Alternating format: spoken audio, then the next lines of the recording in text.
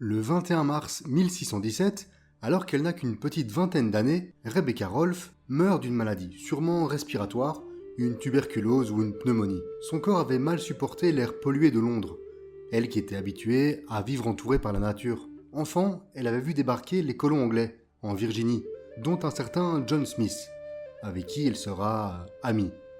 Oui, seulement amie parce qu'à l'époque, elle avait 10 ans.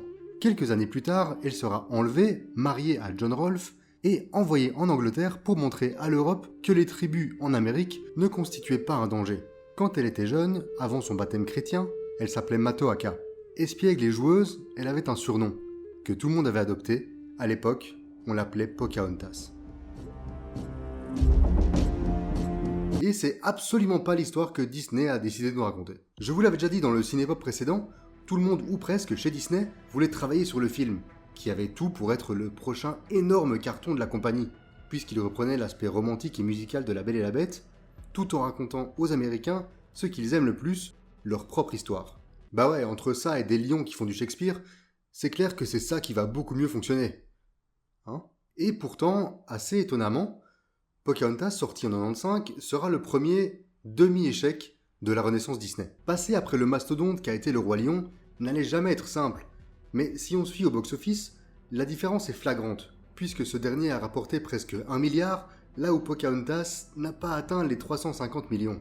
Autant vous dire que c'est pas totalement ce que la compagnie avait prévu. Les critiques étaient mitigées, mais tout le monde était plutôt d'accord pour dire, comme Roger Ebert, qu'entre La Petite Sirène, Aladdin, La Belle et la Bête, Le Roi Lion et Pocahontas, ce dernier était le moins bon, ce qui n'a pas aidé l'affluence en salle. Même si c'est rien de honteux, hein. Le film se classe quand même dans le top 4 de l'année, derrière Die Hard 3, GoldenEye, qui signait le retour de James Bond 6 ans après Permis de tuer et avait pour la première fois Pierce Brosnan dans le rôle de l'agent 007, mais surtout, et c'est le plus intéressant, derrière la première production des studios Pixar, Toy Story, dont j'ai déjà parlé en vidéo il y a bien plus d'un an. Si ça vous intéresse, c'est là.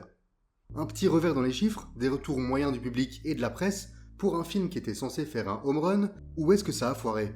Et pour répondre à cette question, il n'y a qu'une seule chose à faire, c'est se plonger dans le film. Et à propos de plonger, c'est à peu près comme ça qu'on va rencontrer le fameux John Smith, qui, après avoir débarqué sur le bateau avec son gros canon, subtil, n'hésite pas à se jeter à l'eau pour sauver le jeune Thomas, tombé par-dessus bord en pleine tempête. Ouais, parce que John Smith, il est fort et courageux, et j'imagine que c'est pour ça qu'il a été doublé par Mel Gibson.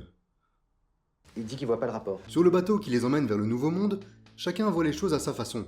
Certains s'attendent à un paradis sur Terre, d'autres, comme John Smith, se disent qu'il n'y aura rien de spécial, mais tous sont plutôt enthousiastes à l'idée d'aller tuer du sauvage, alors que le gouverneur Radcliffe, qui mène cette mission, y va pour l'or, la richesse et la gloire. Bref, toute une bande de gens très sympathiques. De l'autre côté de l'océan, on rencontre la tribu des Powhatan, qui fête le retour de son chef après une bataille contre une autre tribu. Mais, un peu comme dans La Petite Sirène, quelqu'un manque à l'appel. Et comme dans La Petite Sirène, c'est la fille du roi, notre héroïne, Pocahontas. Vous suivez ou qui préfère se promener dans la nature avec ses amis, un raton laveur et un colibri. Meiko et Flit. Rassurez-vous, ils ne parlent pas, par contre, ils prennent autant de temps d'écran que si c'était le cas. Hein. Elle fait un plongeon encore plus parfait que Greg Louganis aux Jeux Olympiques de 86. Fort le gars, y a pas une goutte à côté quoi. Attends mais d'où je sors ça, moi c'est qui Greg Louganis? Pocahontas raconte à son père qu'elle sent que quelque chose d'incroyable va lui arriver, ce à quoi il lui répond « T'as bien raison ma fille, je vais te marier au meilleur guerrier du village ». Alors c'est pas exactement ce qu'elle avait en tête, hein. Parce qu'en fait Pocahontas avait pressenti, ne me demandez pas comment, l'arrivée des Anglais, puisque pour elle, l'homme qu'elle aimera n'est pas Kokuom, mais un étranger, venu de la mer. Va falloir vous habituer, c'est pas la dernière fois que le film va te dire « ta gueule c'est magique ». Ou plutôt, ta gueule c'est culturel. Elle chante une petite chanson sur son amour qui va arriver au détour de la rivière, tout en risquant encore une fois sa vie dans le plus grand des calmes. C'est un passage qui fonctionne bien, puisqu'on sait plus ou moins tous ce que ressent le personnage à ce moment-là, confronté à un choix important, soit la voie sûre et facile, soit prendre des risques et suivre ses rêves, qui sont ici littéralement des rêves, puisque John Smith n'a même pas encore posé le pied en Amérique. Pocahontas se dirige évidemment vers le passage le plus sinueux et rapide, puisque comme Ariel et d'autres princesses Disney, elle veut s'évader, changer, ne pas suivre l'ordre établi. Elle va chercher des conseils auprès de l'abomination qui est grand-mère feuillage. Ouais, parce qu'apparemment ici, les animaux ne parlent pas, mais les arbres oui. Parce que vous comprenez, ils sont proches de la nature. I've been having this dream and I think it's... Oh, a dream. Let's hear all about it. Mais elle allait le faire, putain, calme tes branches, attends 2 secondes. Mamie Pommier lui dit d'écouter le vent, et le vent lui dit que d'étranges nuages vont arriver. Et effectivement, les Anglais sont là. Oui, d'accord, Pocahontas, c'est des nuages. Et gentil, hein. John débarque et décide de grimper pile où se trouve Pocahontas, qui le stalke derrière des buissons, puisqu'on sait tous que ce genre de comportement est la meilleure façon de débuter une belle histoire d'amour, demandée à Blanche-Neige ou Ariel. De retour au village, avec l'aide d'un peu de magie culturelle, les Powhatan découvrent que leurs nouveaux voisins sont là pour tuer tout ce qui bouge. Ce qui est pas totalement faux, mais avec un côté qui les voit comme des sauvages et l'autre qui les voit directement comme des ennemis, comment vous voulez que ça se passe bien cette histoire ? On a droit ensuite à ce qui est peut-être le plus bel enchaînement du long métrage. D'abord avec la chanson Mine, chantée principalement par Radcliffe, et qui utilise le double sens du mot mine en anglais. Premièrement comme un verbe qui veut dire miner, exploiter, creuser, ici pour trouver de l'or, mais qui assez vite devient le mine qui veut dire à moi. À moi? Et qui renforce l'idée que Radcliffe se fout pas mal des natifs, mais aussi de ses hommes. Tout ce qu'il veut, c'est trouver de l'or, être riche et reconnu par le roi quand ils rentreront. Le tout avec une certaine vision de la destruction perpétrée par les Anglais, qui dévastent en quelques minutes tout un morceau de forêt, ce qu'on peut imaginer être une petite catastrophe pour les Amérindiens, très attachés à la nature. Puis la chanson s'arrête et on reste sur John qui, lui aussi, a un peu chanté, racontant en gros qu'il est content d'être là parce qu'il y a du danger partout. Ok Bear Grylls. Donc la chanson s'arrête, remplacée par les bruits de la nature et une jolie composition d'Alan Menken. Ça y est, c'est le moment, Pocahontas et John Smith vont se rencontrer. John sent sa présence, prépare son fusil, mais une fois qu'il se trouve devant elle, impossible de tirer. Ils échangent de longs regards. On peut pas parler d'un coup de foudre, mais ils ont instantanément un lien, sans jamais dire un mot. C'est presque 3 minutes sans dialogue, avec juste de la musique et de la mise en scène, et ça fonctionne à merveille.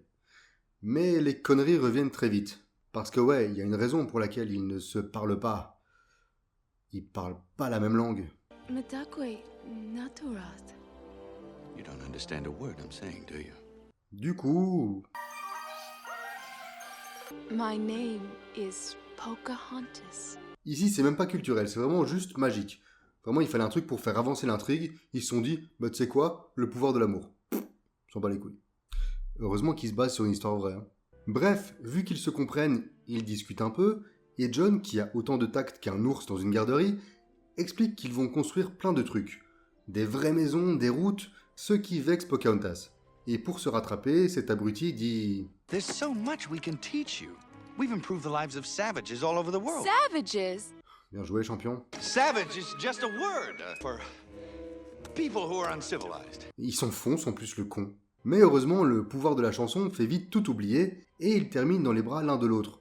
Parce que c'est bien connu, chanter fait généralement disparaître le racisme.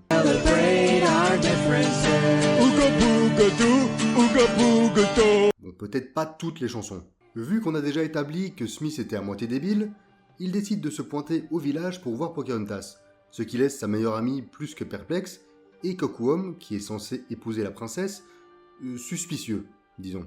Ils vont faire un coucou à Mamitron, et John accepte très rapidement le fait qu'il discute avec un putain d'arbre. L'arbre l'aime bien, pousse Pocahontas à tenter quelque chose avec lui, tout se passe donc pour le mieux entre eux. Alors qu'à côté de ça, les deux camps qui se côtoient depuis seulement quelques jours sont déjà bien prêts à se mettre sur la gueule, malgré John et Pocahontas qui, chacun de leur côté, plaident plutôt pour le dialogue.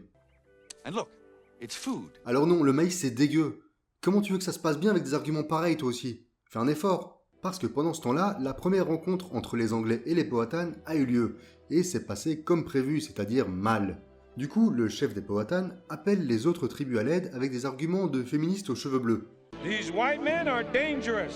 No one is to go near them. Tout ça ne va pas s'arranger quand Thomas, qui suivait Smith dans l'une de ses rencontres avec Pocahontas, tue Kocoum, qui était venu allègrement tabasser le mec qui se tape sa future femme, mettant complètement le feu aux poudres. Et c'est d'autant plus con que c'est John qui, quelques scènes plus tôt, a appris au gamin à mieux viser.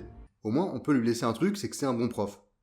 On notera quand même que ce sont des fusils qui tuent apparemment sans trouer la peau ni les vêtements, ce qui est vachement pratique quand on veut pas montrer de sang.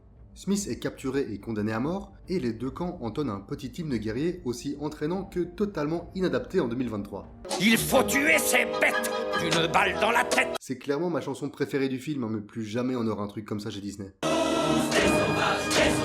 Même pas des êtres humains. Après un court passage avec Pocahontas, la chanson reprend de plus belle, avec l'ajout de la princesse. Les deux groupes se rapprochent l'un de l'autre, John Smith va être exécuté, le ciel est rouge comme le sang, comme la rage qu'ils ressentent tous, et Pocahontas court, espérant arriver à temps pour sauver son blondinet bien-aimé. Le film n'est pas parfait pour plein de raisons, mais le rythme et les visuels de cette séquence, ça fait partie de ce que Disney a fait de mieux dans les 90s. Pocahontas se jette sur John juste avant que son père ne lui éclate le crâne, et avoue leur relation, ce qui laisse tout le monde sur le cul. Donc grosse montée de tension, tout le monde veut buter tout le monde, et puis... pas grand chose. Ils sont convaincus par les mots de Pocahontas et de son père, tout le monde est d'accord pour faire la paix, sauf Radcliffe bien sûr, qui tire vers Powhatan, sauvé par John qui se sacrifie pour beau papa. Ah dans le genre, c'est pas mal pour se faire accepter par la famille. Bien sûr, il ne meurt pas, et Radcliffe est arrêté par ses hommes. Mais Smith est quand même un peu amoché, même si c'était, heureusement, encore une de ces balles qui ne trouve pas la peau. Et franchement, je me souvenais plus du tout que ça finissait comme ça, mais contrairement à l'immense majorité des films avec des princesses Disney, ils finissent pas ensemble. Smith retourne en Angleterre pour se soigner, même si le voyage dure genre 2 mois et qu'il a complètement le temps d'y passer sur le bateau, et Pocahontas ne peut pas se convaincre d'abandonner son peuple, et reste donc en Amérique. Une fin douce amère que je trouve personnellement assez efficace, sûrement parce qu'elle amène un peu de nouveauté dans un genre qui en manque cruellement. Mais du coup, Pocahontas, c'est bien ou... En fait, pour moi, il y a 2 façons de voir le film. D'abord comme un simple Disney, une simple histoire, et là on serait du coup devant une belle histoire, avec de l'amour, de l'action, des personnages hauts en couleur, un peu de magie, des chansons qui restent en tête, et des animaux mignons. Sous cette optique-là, on est plutôt devant une réussite, même si pour moi il n'atteint pas les sommets de poésie de ses quelques prédécesseurs de cette période dorée. Ou alors, on le voit comme il a été vendu, comme une légende de l'Amérique, tirée d'une histoire vraie. Et là, c'est beaucoup plus compliqué. Parce qu'en fait, mis à part les noms, l'époque et le contexte historique, il n'y a pas grand-chose de vrai dans tout ça. Déjà, comme je l'ai dit dans l'intro, à l'époque où elle aurait rencontré John Smith, Pocahontas n'avait qu'une dizaine d'années. On raconte qu'ils se seraient liés d'une certaine amitié, et que par exemple, elle lui amenait parfois de la nourriture à son camp. Mais d'après plusieurs recherches, le trajet faisait genre plusieurs kilomètres, il y avait une rivière à traverser, bref, ça aurait été une galère pour une gamine de 10 ans. Mais John, parlons-en. Dépeint ici comme un héros, déjà il n'était pas capitaine, mais surtout, même s'il a sans doute été important dans le développement d'une certaine alliance entre les Anglais et les natifs, il était loin d'être aussi bon et vertueux que Disney essaie de nous le faire croire. Oui, parce qu'évidemment, la relation entre les deux groupes était beaucoup plus complexe que ce qu'on voit à l'écran. C'était pas juste un groupe de méchants anglais et un groupe de gentils Powhatans qui voulaient se taper sur la gueule après 3 jours. Puis c'était aussi un bon gros mytho le John, hein, parce que dans ses écrits, évidemment, il parle de Pocahontas, mais il parle aussi par exemple de la fois où il a rencontré des sirènes. Et ce qui est pour moi le plus drôle et qui va définitivement en contradiction de ce qu'on voit dans le film, c'est que John Smith a effectivement dû quitter l'Amérique après une blessure. En fait, il s'est fait exploser la gueule en voulant s'allumer sa pipe. Voilà. Et apparemment après, il a plus jamais revu Pocahontas. C'est con. Et c'est là qu'entre en jeu John Rolfe. Pour vous résumer tout ça brièvement et pas vous faire un cours d'histoire à rallonge, Pocahontas a été détenue en otage dans le camp militaire pendant plus d'1 an, parce qu'il y a quand même eu un moment où la situation était un peu tendue. Elle a été convertie au christianisme, a été renommée Rebecca, un gars qui s'appelait donc John Rolfe en est tombé amoureux, l'a épousée et lui a fait un gamin. Même si, bon, elle était otage, c'était une jeune fille de 17-18 ans dans un camp rempli de mecs, bon, on va dire que John Rolfe a reconnu l'enfant, hein, mais c'était peut-être pas forcément lui le père.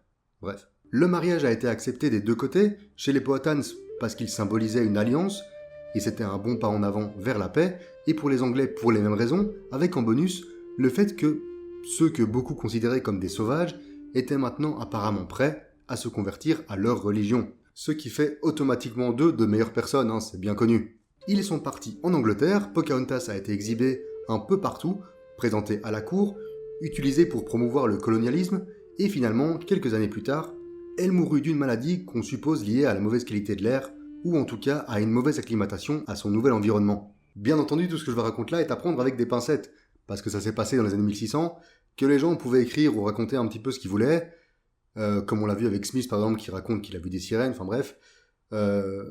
Voilà, on pouvait écrire et raconter sa version des faits. Un peu comme Disney l'a fait en fait. Ouais, parce que vous me direz, Disney a toujours retravaillé son matériau d'origine, que ce soit Cendrillon, La Petite Sirène, Blanche-Neige, ils ont toujours mis leurs pattes sur ces histoires-là. Et vous avez pas tort de penser ça. Mais premièrement, il faut reconnaître qu'il y a une différence entre une personnalité historique et un conte. Puis bon, là on n'est pas sur 2-3 détails changés, il y a absolument rien de l'histoire qui est vrai. Et le problème, c'est que le dessin animé a pour beaucoup remplacer la réalité. Si on demande à 100 personnes de décrire Pocahontas, ou de nous raconter son histoire, je suis persuadé qu'une majorité parlera d'elle, et pas d'elle. Même dans l'excellent Nouveau Monde de Terrence Malick, je vous ai déjà parlé de Terrence Malick ? Mathieu du Terrence Malick, pardon. Même dans l'excellent Nouveau Monde de Terrence Malick, dont j'utilise des extraits depuis le début de la vidéo, et qui essaye un peu plus de coller aux faits, il ne peut pas s'empêcher de nous présenter une Pocahontas largement adolescente, et qui débute une romance avec John Colin Farrell Smith, avant de finir avec John Batman Rolfe. Ah, et à propos, c'est marrant parce que Christian Bale était aussi dans le Pocahontas de Disney. Et ouais, c'est lui qui doublait le jeune Thomas. En fait, c'était casse-gueule dès le départ. Soit il collait à la réalité historique, et ça aurait pas forcément plu aux enfants, soit il faisait comme ils l'ont fait, en envoyant un petit peu chier la réalité. Du coup, qu'est-ce qu'il fallait faire ? Est-ce qu'il fallait s'abstenir ? Mais non. Parce qu'il voulait des prix, des récompenses, des Oscars. Je pense franchement que c'est un sujet assez complexe, et je serais assez curieux d'avoir votre avis, donc n'hésitez pas à en débattre dans les commentaires. Je viendrai lire tout ça et je vous répondrai. Parce que ouais, s'ils reprennent l'idée du couple que tout oppose, la même que dans La Petite Sirène ou La Belle et la Bête, c'est uniquement parce que ça avait rapporté masse de thunes et de reconnaissance par le passé. Et pour ça, il leur fallait un John Smith héroïque et une Pocahontas adulte et, je cite Glenn Keane qui s'est occupé de son animation, sexy. Oui, il l'a dit. Un personnage dans un dessin animé visant principalement les enfants et tiré de la vie d'une gamine de 10 ans, devait être sexy. Ok Glenn. Pour revenir sur le film, un autre point qui me dérange, c'est l'utilisation des comic relief. Je comprends totalement pourquoi ils sont là, pour faire un peu marrer les enfants et les divertir à certains moments qu'ils pourraient trouver un peu mous ou moins intéressants, comme une discussion sur le futur mariage de Pocahontas ou Radcliffe qui s'énerve parce qu'il trouve pas d'or. Et ça fonctionne tellement bien que dans ces scènes-là, on oublie totalement l'intrigue. Ouais, ils sont beaucoup trop présents alors qu'ils n'ajoutent rien narrativement. La preuve, j'ai pu vous résumer le film sans parler d'eux ou presque. Leurs petites disputes en mode Tom et Jerry nuisent au récit et banalisent pour moi des sujets importants, parce qu'on parle quand même ici de colonisation, et par extension du début du déclin des Amérindiens, qui seront vite dépossédés de leurs terres et marginalisés, avant de devenir, pendant des décennies, la personnification de l'ennemi. Suffit de voir leur traitement à Hollywood pendant la grande période des westerns. Mais je m'éloigne de nouveau. Encore une fois, je peux comprendre qu'on puisse pas aborder frontalement le sujet dans un dessin animé pour enfants. Mais dans mon analyse, je pouvais pas passer à côté. Bon, si on parlait d'un truc un peu moins délicat. Quoique. What else? Pocahontas 2, un monde nouveau. Déjà, je pense que j'aurai toute ma vie dans ma tête cette voix qui dit Pocahontas 2, un monde nouveau. Parce que je crois que c'était genre dans les pubs avant Le Roi Lion ou Le Roi Lion 2, que j'ai vu plus ou moins 1500 fois. Pocahontas 2 est régulièrement cité comme étant l'une des pires suites direct ou vidéo d'un classique Disney. Et difficile de leur donner tort. On va faire ça en vitesse parce que la vidéo est déjà longue, mais en gros, Radcliffe, qui est apparemment en liberté et va très bien, surprend et tue John Smith. Pocahontas est bien triste, mais pas très longtemps puisqu'elle va rencontrer John Rolfe, qui va l'emmener en Angleterre pour rencontrer le roi afin de négocier la paix entre les deux parties. Bah oui, bien sûr, parce que c'est bien connu, c'était son choix d'aller en Angleterre. Elle n'a pas pu se convaincre de partir, d'abandonner son peuple, pour partir avec John Smith qui était censé être l'homme de sa vie, mais par contre, partir avec John Rolfe qui allait d'être un connard fini, ça c'est plus un problème. Sur place, le film va beaucoup plus se concentrer sur l'acclimatation compliquée de Pocahontas et de son garde du corps aux normes anglaises que sur une quelconque négociation de paix, puis va bifurquer vers un triangle amoureux qui aurait pu être intéressant, mais n'ose jamais s'aventurer vers des sentiments complexes. Et finalement, encore une fois de manière assez surprenante, faut bien l'avouer, Pocahontas termine avec John Rolfe et pas avec Smith, qui, quelle surprise, avait en fait survécu. Waouh! On l'avait pas vu venir celle-là. Il y a quelques trucs bien datés, bien problématiques. Pocahontas passe de jeune femme forte dans le 1 à demoiselle en détresse sauvée par les deux John. On est de nouveau à des milliers de kilomètres de la vérité historique. Et puis les autres soucis habituels de ces suites un peu fauchées, des visuels bien moins convaincants, et un film globalement très vite oubliable. Bon, il va être l'heure de clôturer la vidéo, et c'est vrai que j'ai dit beaucoup de choses qui peuvent faire penser que je déteste Pocahontas. Le premier, parce que le 2 c'est clairement une grosse merde. Mais en vrai, malgré toute la problématique autour de l'adaptation, si on met un peu ça de côté, et qu'on se concentre sur le produit filmique qu'on a devant les yeux, c'est compliqué de faire de ce Pocahontas un mauvais film. C'est pas le Disney le plus inspiré du monde, c'est Roméo et Juliette au pays des arbres qui parlent, mais on peut pas nier que c'est visuellement hyper abouti, beau et original, que beaucoup de chansons sont mémorables, que certaines scènes, comme celle de la rencontre entre les deux protagonistes, fonctionnent à merveille, et puis, même si c'est cliché et presque simpliste, le message de tolérance est efficace. Ce sera jamais mon Disney préféré, mais comme ça, objectivement, pour moi ça vaut un petit 13 sur 20.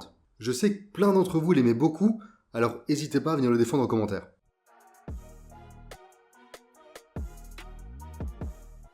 On ne présente plus Notre-Dame de Paris, roman de Victor Hugo sorti en 1831 et adapté plein de fois. D'abord à l'opéra, puis plusieurs fois au cinéma, en muet, en noir et blanc, en couleur, en français, en anglais, en téléfilm et même en comédie avec Patrick Timsit en Quasimodo et Lolo Ferrari en Fée. Bonjour madame. On vient de commencer et c'est déjà n'importe quoi. De tous ceux que j'ai vus pour préparer cette vidéo, celui que je vous conseillerais le plus serait celui de 1939, Quasimodo, avec l'incroyable Charles Laughton, dans le rôle titre. Même si j'ai également beaucoup aimé la version de 56, qui est un film franco-italien avec Anthony Quinn en Quasimodo et Gina Lollobrigida en Esmeralda, qui n'a rien à voir avec Lolo Ferrari. Évidemment, pour nous, public francophone, quand on entend parler de Notre-Dame de Paris, impossible de ne pas penser à la fameuse comédie musicale de la fin des années 90, qui aura entre autres révélé Garou, Patrick Fiori, Hélène Ségara ou Julie Zenati. Pour le meilleur ou pour le pire de la variété française, ça c'est à vous d'en juger. Perso, c'est de loin la meilleure comédie musicale en langue française que j'ai vue. En même temps, j'en ai pas vu des dizaines non plus. Et elle a pour elle d'être plutôt très fidèle au roman d'origine, ce qui est finalement assez rarement le cas, les films ayant souvent tendance à faire survivre Esmeralda. Sauf dans la fameuse version de 56 dont je vous parlais. Tout ça pour vous dire que si vous ne connaissez pas la comédie musicale et que c'est en général un truc qui vous plaît, ruez-vous dessus. Et pour tous ceux qui l'ont vu, n'hésitez pas à me dire quelle est votre chanson préférée et pourquoi c'est l'une de Bruno Pelletier. Non, franchement, Bruno Pelletier en Gringoire, c'est merveilleux. Et là, je me rends compte que si vous n'avez vu que le Disney, vous n'avez aucune idée de qui est Gringoire, puisqu'il est totalement absent du dessin animé. Je ne pense pas qu'il soit hyper pertinent de revenir en détail sur le déroulé du roman avant de se lancer dans l'analyse du film, parce que bien sûr, Disney a largement fait à sa sauce. Mais pour bien vous rendre compte de ce qu'ils adaptaient, on est quand même sur une histoire où, à la fin, quasiment tout le monde est mort, tué, exécuté ou bien s'est laissé mourir de chagrin. Oui, à la fin, Quasimodo retrouve le cadavre d'Esmeralda et va se coucher près d'elle pour mourir. Une certaine idée du romantisme, on va dire. Donc, vous vous doutez bien qu'un classique Disney n'avait aucune chance de terminer comme ça. Mais déjà, c'est qui a eu l'idée d'adapter un roman aussi sombre? C'est à David Stainton qu'on la doit cette idée. Il était vice-président au rayon créatif chez Disney à l'époque et pensait que l'œuvre était pleine de personnages mémorables, que les décors étaient sublimes et qu'il y avait tout pour en faire un film visuellement et émotionnellement réussi. Pour réaliser ce gros projet, lancé en 1993, 2 ans après le succès de La Belle et la Bête, il semblait tout naturel de donner les rênes du bousin au duo qui venait de faire un carton, à savoir Gary Trousdale et Kirk Wise, un duo qui se retrouvera une dernière fois au début des années 2000 pour Atlantide, l'Empire perdu. Vraiment, ces deux-là, c'est un sans faute. Ouais, un sans faute, on va essayer d'oublier que les gargouilles qui parlent, c'était leur idée. Comme souvent, ils ont visité l'endroit où allait se passer le film, en l'occurrence ici, Paris, avec en bonus, un tour hyper privé dans la cathédrale, ayant accès à des pièces et des parties de l'édifice qui n'étaient que très rarement visitées. Bon, il y a énormément à dire sur le film, alors on ferait mieux d'y aller, direction Paris, en 1482. Ah ouais, ça envoie du lourd dès le début. Après une ouverture épique où la cathédrale est littéralement au-dessus des nuages, comme pour représenter une sorte de paradis, on plonge dans Paris, retrouver notre narrateur, ou en tout cas celui qui sera le narrateur au début et puis à la fin, Clopin, bien plus sympa et bienveillant que dans les autres adaptations. Avec une petite chanson d'exposition, il nous apprend qu'il y a quelques années, un groupe de gitans, dont une femme et son bébé, tentaient d'entrer dans Paris avant de se faire surprendre par des gardes et notre méchant du jour, Claude Frollo, qui est ici un juge et non pas un religieux comme chez Hugo, histoire de ne pas trop froisser le public américain croyant. Il course la femme jusque devant le parvis de Notre-Dame, elle chute, s'explose la tête sur les marches, mourant sur le coup. Un parent qui meurt, c'est bon, on est chez Disney. Horrifié à la vue de l'enfant, le premier réflexe de Frollo sera de le jeter dans un puits, avant d'être arrêté par l'archidiacre qui le force à le garder sous peine d'être damné. La peur de l'enfer combinée au regard des statues convainc le juge, mais il n'a qu'une seule condition. Il est en mode « je veux bien l'éduquer, mais par contre, il habite chez toi, hein. » Le mec, il a aucune honte. Au début de sa chanson, Clopin parle de l'histoire d'un homme et d'un monstre, et la conclut en demandant au spectateur lequel des deux est un homme et l'autre un monstre. Une intro hyper efficace qui pose les deux personnages principaux et le thème du film. Le tout avec des visuels époustouflants et une musique fantastique. Je suis pas loin de penser qu'avec Le Roi Lion, c'est l'une des meilleures intros d'un classique Disney. Quelques années plus tard, Quasimodo, devenu sonneur de cloche, nous fait sa meilleure imitation d'une princesse Disney. Ce qu'il veut, lui, en gros, c'est partir là-bas, vivre sur Terre, loin de la... Ah non, attendez, je me suis trompé de chanson, c'est loin des tours et des cloches, c'est ça. Tout ce qu'il demande, c'est un jour en bas, avec les autres, et il sera content. Il est pas trop exigeant, son plus grand rêve, c'est de vivre une journée avec des Parisiens, des rats et des punaises de lit. Ça va. Ce qu'il veut plus exactement, c'est participer au Festival des Fous, sorte de grande fête annuelle où est couronné le roi des fous, prix décerné aux Parisiens le plus moche. Et on va pas se mentir, il a toutes ses chances. Il finit par décider d'y aller, poussé par ses 3 consciences, des gargouilles, comic relief ajouté uniquement pour caser de l'humour poussif et les taper partout dans le marketing pour attirer les enfants et rassurer les parents. Non, je les aime pas trop, mais on va en reparler. Sauf qu'avant qu'il ne puisse faire le pas, Frollo arrive pour bouffer un truc, mais surtout lui rappeler par tous les moyens possibles que Quasimodo est une anomalie de la nature, laid, difforme et qu'il n'a qu'un seul ami, une seule personne à écouter, Frollo lui-même. Tu es difforme. Je suis difforme. Et tu es très laid. L'éducation positive. Quasimodo chante sa petite I Want Song, interprétée en français par Francis Lalanne, qui double également le personnage, ce qui était encore possible parce qu'on était en 96. Belle passe une tête, peut-être parce que les histoires d'amour avec des bêtes poilues, ça la connaît, et on quitte Notre-Dame pour rencontrer 2 autres personnages très importants, Phébus, un capitaine qui a été rappelé de la guerre par Frollo, et Esmeralda, une jeune bohémienne, qui va rendre tous les hommes de cette histoire fous amoureux d'elle. Après l'avoir sorti du pétrin plus ou moins uniquement pour ses beaux yeux, il rejoint le juge au palais de justice, et j'ai aucune idée de si le bâtiment a un jour vraiment ressemblé à ça, mais franchement, quand tu dois être jugé et que t'arrives là-devant, je pense que tu crois que c'est foutu. À l'intérieur, Frollo nous prouve encore une fois qu'il est un gars tout à fait fréquentable, puisqu'il est en train de faire fouetter son ancien capitaine des gardes, façon peu subtile de faire comprendre à Phébus qu'il a pas trop intérêt à se louper, avant de lui montrer ce qu'il compte faire des gitans. Autant j'avais trouvé très limite les propos de Glenkin sur Pocahontas quand il disait qu'elle devait être sexy pour que son histoire avec John Smith fonctionne, alors qu'elle est basée sur une gamine de 10 ans, autant la sexualisation d'Esmeralda fait ici sens, même si on pourrait dire, et beaucoup l'ont fait, qu'encore une fois, après Jasmine et Pocahontas, dès qu'une protagoniste Disney féminine est racisée, elle est tout de suite beaucoup plus provocante dans son look, son animation et sa façon de se vêtir. Mais je le répète, ici ça fait pour moi partie du récit, surtout quand on sait ce qu'elle va éveiller chez Frollo. La fête bat son plein, Quasimodo est très mauvais à cache-cache, finit par gagner le prix du plus beau masque, et là, c'est le drame. Mais c'est le sonneur de Notre-Dame. J'adore le fait qu'il faut que quelqu'un le dise pour que Frollo s'en rende compte. Parce que Quasimodo, il est sur la scène depuis 5 minutes là. Donc soit il en a rien à foutre, soit il est aveugle. Mais mon compte était censé être discret. Qu'est-ce que t'as pas compris? Enfin, au moins, il est content. Mais pas pour longtemps, parce que la foule, qui l'acclamait quelques secondes plus tôt, commence à lui lancer des tomates et finit par l'attacher pour l'humilier. Ce changement de ton soudain vient du fait que ce sont en réalité 2 scènes bien distinctes qui sont réunies ici en une. Normalement, Quasimodo est élu roi des fous, il y a quelques péripéties avec Esmeralda, il tente de l'enlever et il est condamné à la potence, ou il est fouetté avant de supplier qu'on vienne lui apporter à boire, ce que fait Esmeralda, déclenchant l'amour du bossu. Disney voulant à tout prix que son héros n'ait rien à se reprocher, on peut comprendre qu'ils aient décidé d'enlever la partie enlèvement, et puis même si c'est très abrupt, je trouve que la scène retranscrit bien l'effet de meute, et la rapidité dont les choses peuvent s'envenimer dans une si grande foule.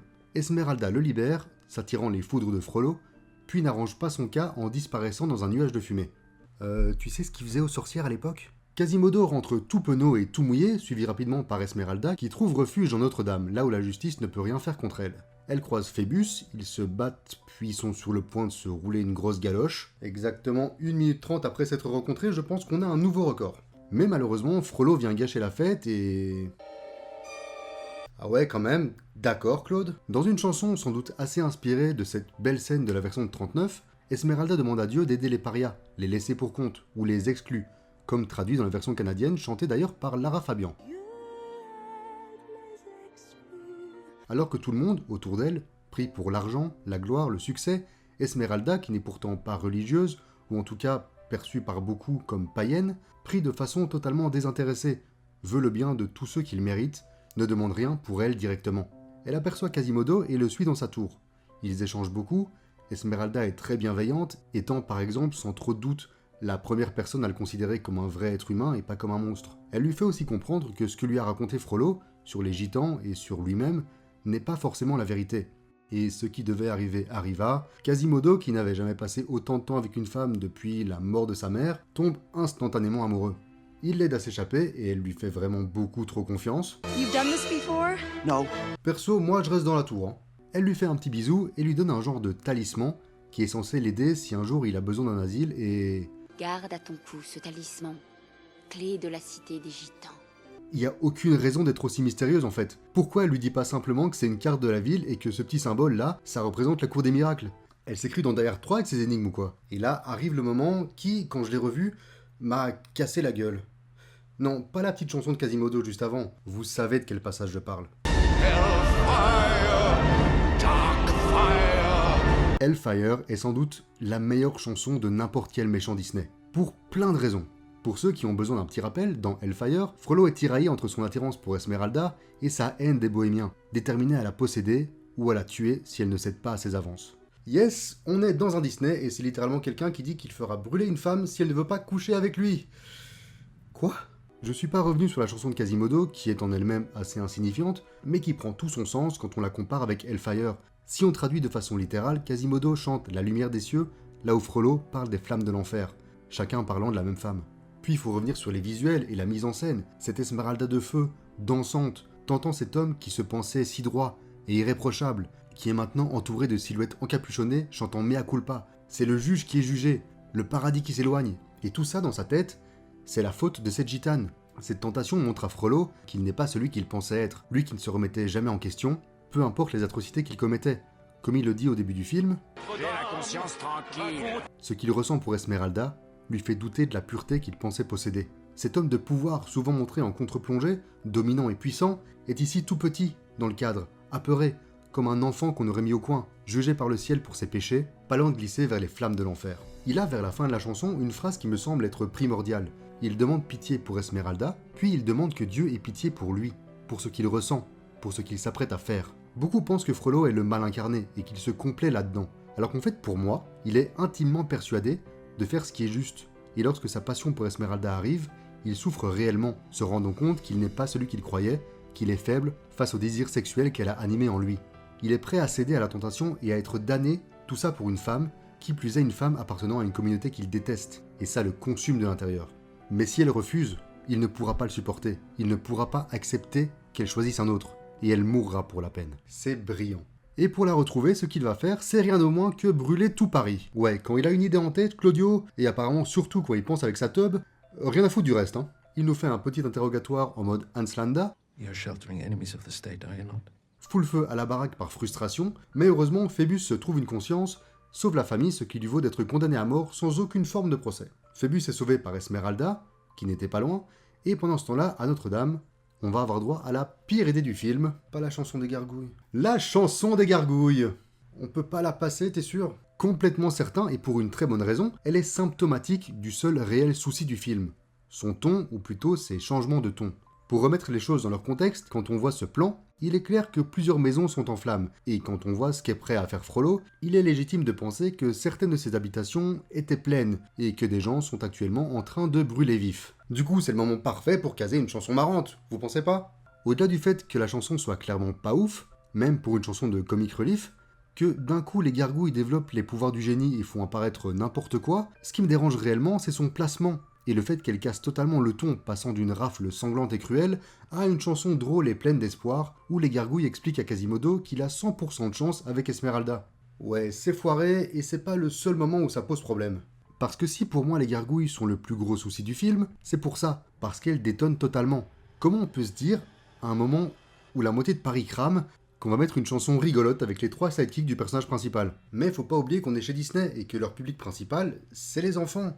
Même si certains de ceux qui ont travaillé dessus clament qu'ils visaient un public plus âgé, voire adulte, il suffit de se pencher sur le marketing pour comprendre que les exécutifs n'oubliaient pas leur public cible, avec principalement les gargouilles comme argument de poids. Elles étaient dans le trailer, dans les produits dérivés, et c'est même l'un des doubleurs, celui de la gargouille la plus relou, qui présente le making-of. Un making-of qui cite presque toutes les chansons, sauf Hellfire. Comme c'est bizarre. Heureusement, le film est assez bon pour qu'on passe au-dessus, mais certains passages, et en particulier cette chanson, sont compliqués à revoir quand on est adulte. Si je veux être sympa, je peux excuser le piano, les tables de poker et le reste, en me disant que, tout comme les gargouilles, en fait, tout se passe dans la tête de Quasimodo. Un argument qui sera absolument oblitéré par la suite, mais patience, on va en parler de ce truc. Et on peut aussi garder comme positif que ce regain d'espoir est d'autant plus cruel que dans la scène suivante, Esmeralda débarque avec Phébus, demandant à Quasimodo de l'aide, avant de l'embrasser devant sa gueule, brisant le cœur du pauvre bossu. À ce moment-là, Quasimodo pourrait péter un câble, tabasser Phébus, de rage et de tristesse, un peu comme ce qu'il se passe dans le roman, où Frollo poignarde le capitaine alors qu'il s'apprête à passer à l'acte avec Esmeralda. Sauf que ce Phébus-là comptait juste s'envoyer en l'air avec Esmeralda et ne pas la rappeler le lendemain. Un vrai gentleman, on vous a dit. Mais Quasimodo, c'est la bonté incarnée, qui peut être mis dans la friendzone puis sourire quelques minutes plus tard, et prendre soin de celui que sa bien-aimée préfère. En attendant, c'est une autre scène très réussie qui vise juste et on peut s'empêcher d'avoir de la peine pour Quasimodo. Frollo vient confronter Quasimodo, qui peine à cacher Phébus. En même temps, il l'a tapé juste en dessous de la table, pas loin de penser qu'il l'a fait exprès pour qu'il se crame et qu'il puisse se débarrasser de lui. Mais bon. Et Frollo, après avoir mis le feu à la petite statue d'Esmeralda pour la symbolique, et sachant que Quasimodo sait où elle se trouve, lâche cette petite bombe. I know where her hideout is. Évidemment, il n'en avait aucune idée, mais il va suivre Quasi et Phébus jusqu'à la cour des miracles, trouvée grâce au talisman laissé par Esmeralda plus tôt. Condamnée pour sorcellerie, cette dernière repousse une dernière fois les avances de Frollo et s'apprête à finir en cendres, mais, parce qu'on est quand même chez Disney, Quasimodo utilise une corde magique pour venir la sauver. Une corde spéciale qui reste suspendue juste là où on en a besoin, plutôt que de suivre les lois de la physique en retournant vers la cathédrale. Il la ramène jusqu'à Notre-Dame, et lorsque Frollo s'approche pour en finir avec lui, prêt à poignarder dans le dos celui qui l'a recueilli enfant, le bossu craque, enfin, et se rebelle contre son maître. Esmeralda se réveille, Frollo, habité par sa haine, lève son épée pour la tuer, une fois pour toutes, mais chute, tout en bas, dans un brasier, dans les flammes de l'enfer qu'il redoutait tant.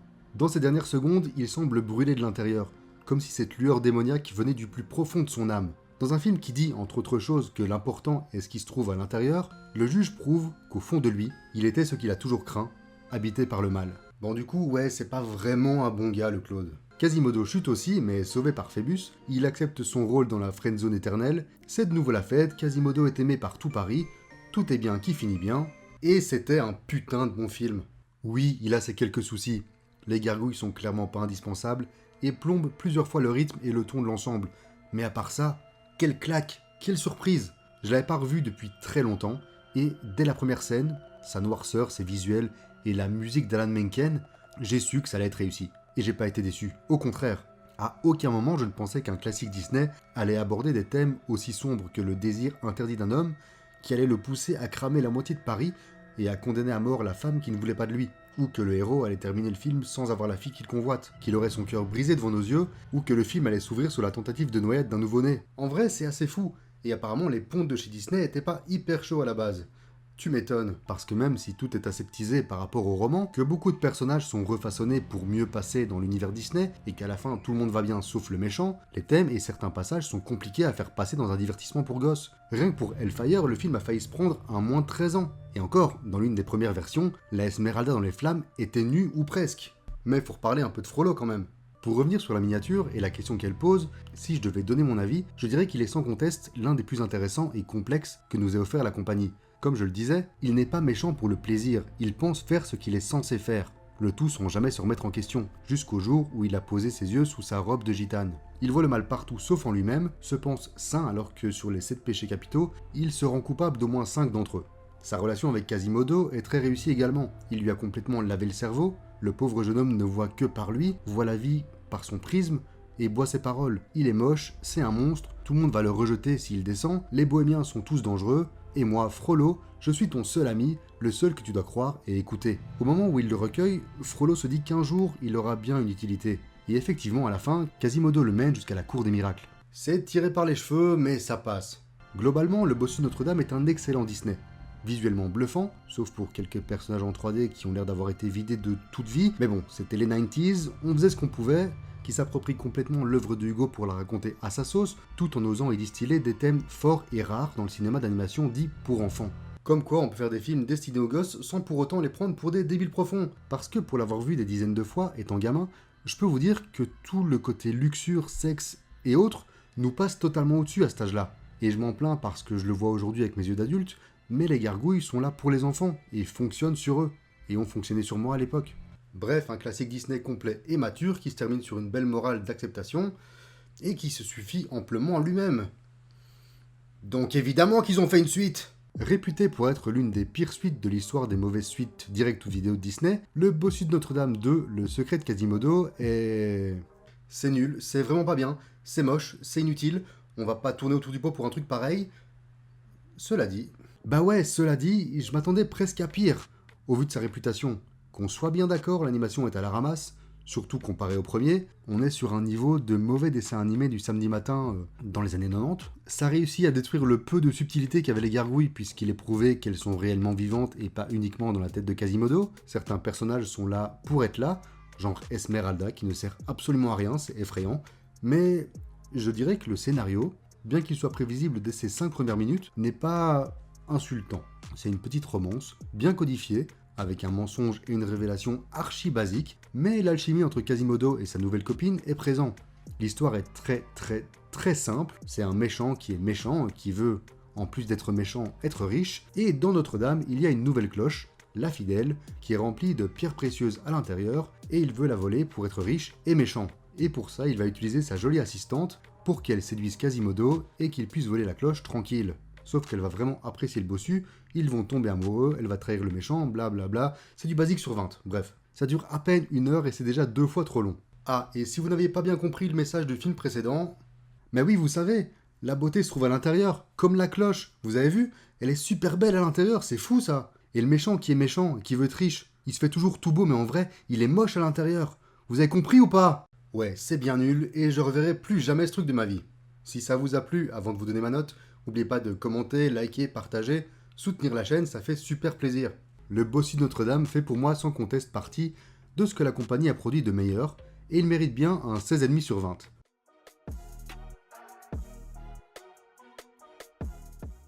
Disney a adapté la mythologie grecque avec Superman et du gospel. Et ça fonctionne. John Musker et Ron Clements, à qui on doit en partie la renaissance du studio, puisqu'ils sont derrière La Petite Sirène et Aladdin, n'avaient qu'une seule envie, qu'un seul film en tête, et... Spoiler, c'était pas du tout Hercule, mais plutôt une relecture de L'île au trésor dans l'espace. C'est marrant, ça me dit quelque chose. Sauf que Disney, et en particulier notre bon ami Jeffrey Katzenberg, ça faisait longtemps, n'est pas super chaud, et décide, à la place, de les mettre à la barre d'un projet initié quelques années plus tôt, à base de dieux et de héros grecs, leur faisant comprendre, en gros, que si ce film-là fonctionne, alors peut-être qu'ils pourront faire leur truc avec une planète et des trésors. Vraiment, j'ai l'impression d'avoir déjà entendu parler d'un truc comme ça. D'abord centré sur l'Odyssée, puis sur la guerre de Troie, le scénario va finalement reprendre des codes beaucoup plus modernes. Mais inutile de tourner en rond et de tout vous raconter à l'avance, le plus simple à faire, c'est de lancer le film. Bah donc, let's go. Le film commence avec une voix off, un narrateur sérieux, prêt à nous conter les exploits héroïques de Hercule. Et pour cause, puisque ce narrateur n'est autre que Ben-Hur lui-même, l'acteur Charlton Heston. Mais ça ne dure pas. Ouais, parce que le film, vous allez le voir, n'a aucune envie de se prendre totalement au sérieux. Les 5 muses, dont une qui a aussi chaud au cul que Jiminy au début de Pinocchio, nous chantent une petite chanson d'exposition expliquant que Zeus a chassé les titans il y a des années et qu'aujourd'hui, le monde vit paisiblement pendant que les dieux se la coulent douce sur le mont Olympe. Hercule, lui, vient de naître, et ouais, on est chez les Grecs, mais Hercule s'appelle Hercule, de son nom romain, et pas Héraclès, son nom grec, simplement parce que Hercule, c'est un nom qui est beaucoup plus connu du grand public. Faut pas toujours chercher très loin les explications, hein. Donc le petit Hercule vient de naître, tout le monde est content d'être là pour boire un coup, parce que j'ai l'impression que tout le monde s'en fout du gamin, sauf Hadès, dieu des enfers et frère de Zeus. Techniquement, c'est aussi le frère de Poséidon ou de Héra, entre autres. Oui, Héra qui est aussi la mère d'Hercule, ce qui fait d'Hercule le premier héros de Disney consanguin, j'imagine. Dans la mythologie, c'est encore plus complexe que ça, puisqu'en vrai, Hercule est bien le fils de Zeus, mais un fils qu'il a eu avec une mortelle, Alcmène, qui est ici la mère d'adoption d'Hercule. Ah, et toujours dans la mythologie, la vraie ennemie de Hercule, c'est justement Héra, qui supporte mal les tromperies de son mari. Et croyez-moi, Zeus, il se tapait plus ou moins tout ce qui bougeait. Le mec a eu des enfants avec 19 femmes différentes. Et ça, c'est que les relevés officiels.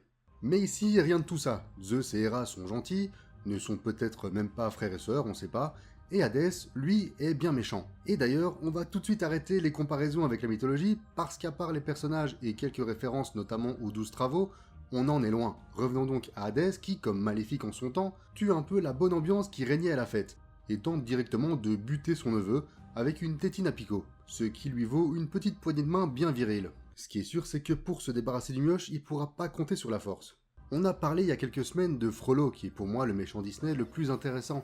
Mais ici, avec Hadès, on est peut-être devant le vilain le plus fun, original et certainement celui qui bénéficie du meilleur doublage. Il est doublé par l'acteur James Woods, que vous avez peut-être vu dans Vidéodrome de Cronenberg, Vampire de Carpenter, Casino de Scorsese, ou dans l'ultime chef-d'œuvre de Sergio Leone, Il était une fois en Amérique. Et si vous n'avez vu aucun de ces films, vous le connaissez peut-être parce que c'était le prêtre qui a la chiasse au début de Scary Movie 2. Ouais, chacun ses références, hein, je ne vous juge pas. Trop. Tout ça pour dire, parce que je digresse déjà fort, que s'il y a bien un truc qui a été unanimement salué à l'époque, c'était le boulot de Woods dans le rôle de Hadès. D'abord pressenti comme un méchant plus classique, dans le style de Jafar ou Ursula, avec un phrasé calme et menaçant, l'arrivée de l'acteur a tout changé. Et petite anecdote, à la base, il voulait Jack Nicholson pour doubler Hades, sauf que le book demandait beaucoup trop d'argent. Woods joue Hades comme un arnaqueur, un vendeur de voitures, un mauvais avocat, là pour marchander un max, parlant beaucoup, vite, ne laissant pas l'autre en placer une. Le personnage doit beaucoup à son interprète puisque comme Robin Williams à l'époque pour le génie, il a pu improviser ses répliques, et donc façonner ce méchant iconique comme il le voulait. Mais revenons à nos mouflets. Hercule reçoit plein de cadeaux, mais le plus important lui est offert par son père. Pégase a un cheval ailé qu'il salue comme un vrai bonhomme. Après un échange entre les deux frères, qui nous apprend que Hadès a été chargé de s'occuper des enfers par Zeus et qu'il lui en veut à mort, et je me rends compte que j'ai le même humour que Zeus. Tu vas te tuer au travail! Ha! Te tuer au travail! Les muses reprennent leur chanson pour nous présenter un peu plus Hadès et son monde souterrain. Et on rencontre Peine et Panique, ces souffre-douleurs on va dire, deux petites créatures complètement soumises à ses ordres et qui vont s'en prendre plein la gueule tout le film. Il a rendez-vous avec les Moires, qui n'ont rien à voir avec Emmanuel, en tout cas pas que je sache, trois charmantes jeunes femmes qui ont la particularité de partager un œil, et de tenir entre leurs mains le fil de chaque vie, et tout connaître, même le futur, accessoirement.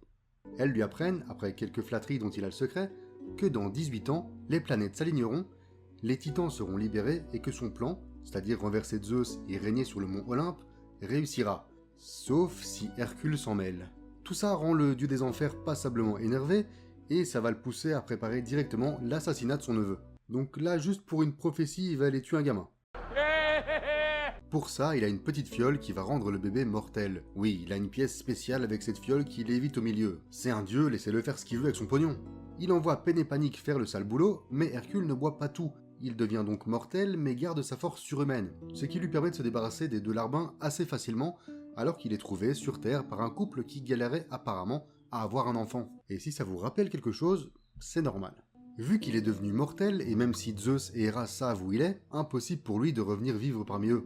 Il grandit donc avec Amphitryon et Alcmène, jusqu'à devenir un ado gringalet, toujours aussi fort mais surtout vachement maladroit, ce qui lui vaut d'être détesté par le village, poussant ses parents adoptifs à lui révéler la vérité. Il se met donc en quête du sens de sa vie, il veut trouver où il a sa place, et c'est évidemment sa I Want Song, reprise dans le générique par Michael Bolton, mais aussi chantée en espagnol par Ricky Martin, une anecdote qui vient d'un abonné de longue date qui se reconnaîtra. Arrivé au temple de Zeus, la statue s'anime, lui explique qu'il est son père et que s'il veut un jour revenir vivre avec eux, il devra devenir un vrai héros. Il retrouve Pégase, qui le salue comme un vrai bonhomme, et il est parti à la recherche de Philoctète, réputé pour entraîner les héros. Et si ça vous rappelle quelque chose... Oui, bon d'accord, c'est Superman. C'est complètement la trame scénaristique de Superman. Un surhumain qui débarque sur Terre est recueilli par une gentille famille, ne se sent pas à sa place au vu de ses capacités hors du commun, et qui voyage pour retrouver son père qui, via un avatar, lui apprend qui il est réellement, ouais, c'est Superman. Quand je vous disais que les références étaient modernes, et elles s'arrêtent pas là. Parce qu'après avoir trouvé Philoctète, mi-homme mi-chèvre passablement obsédé doublé par Danny DeVito, et l'avoir convaincu de l'entraîner, on est clairement face à une dynamique à la Rocky, avec son vieil entraîneur Mickey. Grâce à un montage d'entraînement qui rappelle aussi les plus belles heures de la saga du boxeur de Philadelphie, Hercule grandit et prend enfin des formes en adéquation avec sa force. Il semble prêt, c'est l'heure de devenir un héros. En route vers Thèbes, il est alerté par un cri, celui d'après Phil, d'une DED, une damoiselle en détresse. Je suis une damoiselle, je suis en détresse, et je m'en sortirai seule. Alors bon vent. Qui a dit qu'on n'avait pas de femme forte chez Disney avant? Bon oui, elle finira bien par devoir être sauvée, mais on en parlera plus tard. Après que Hercule et la moitié des spectateurs soient tombés raides dingues de Meg, ah ouais, donc pour leur deuxième plan ensemble, on voit littéralement que son cul. D'accord, très bien, bravo Disney. Sauf qu'on apprend directement que Meg travaille en fait pour Hadès, contre son gré peut-être, mais tout de même, elle était censée convaincre Nessus, le gros centaure pas sympa là, à se joindre à son équipe pour renverser Zeus. C'est la première fois qu'une héroïne Disney débute le film en s'associant avec le méchant, ce qui lui donne un petit côté James Bond Girl ou femme fatale de film noir. Influence assumée d'ailleurs. Elle lui apprend que Hercule est toujours en vie, ce que Hadès prend, ma foi, relativement bien, le mot-clé étant relativement, et Hercule arrive à Thèbes, montré comme la New York de l'époque, à grand renfort de jeux de mots, appelant la ville la Big Olive, là où New York est la Big Apple, ou en citant Macadam Cowboy, un excellent film de 1969 avec Dustin Hoffman et le papa d'Angelina Jolie, John Voight.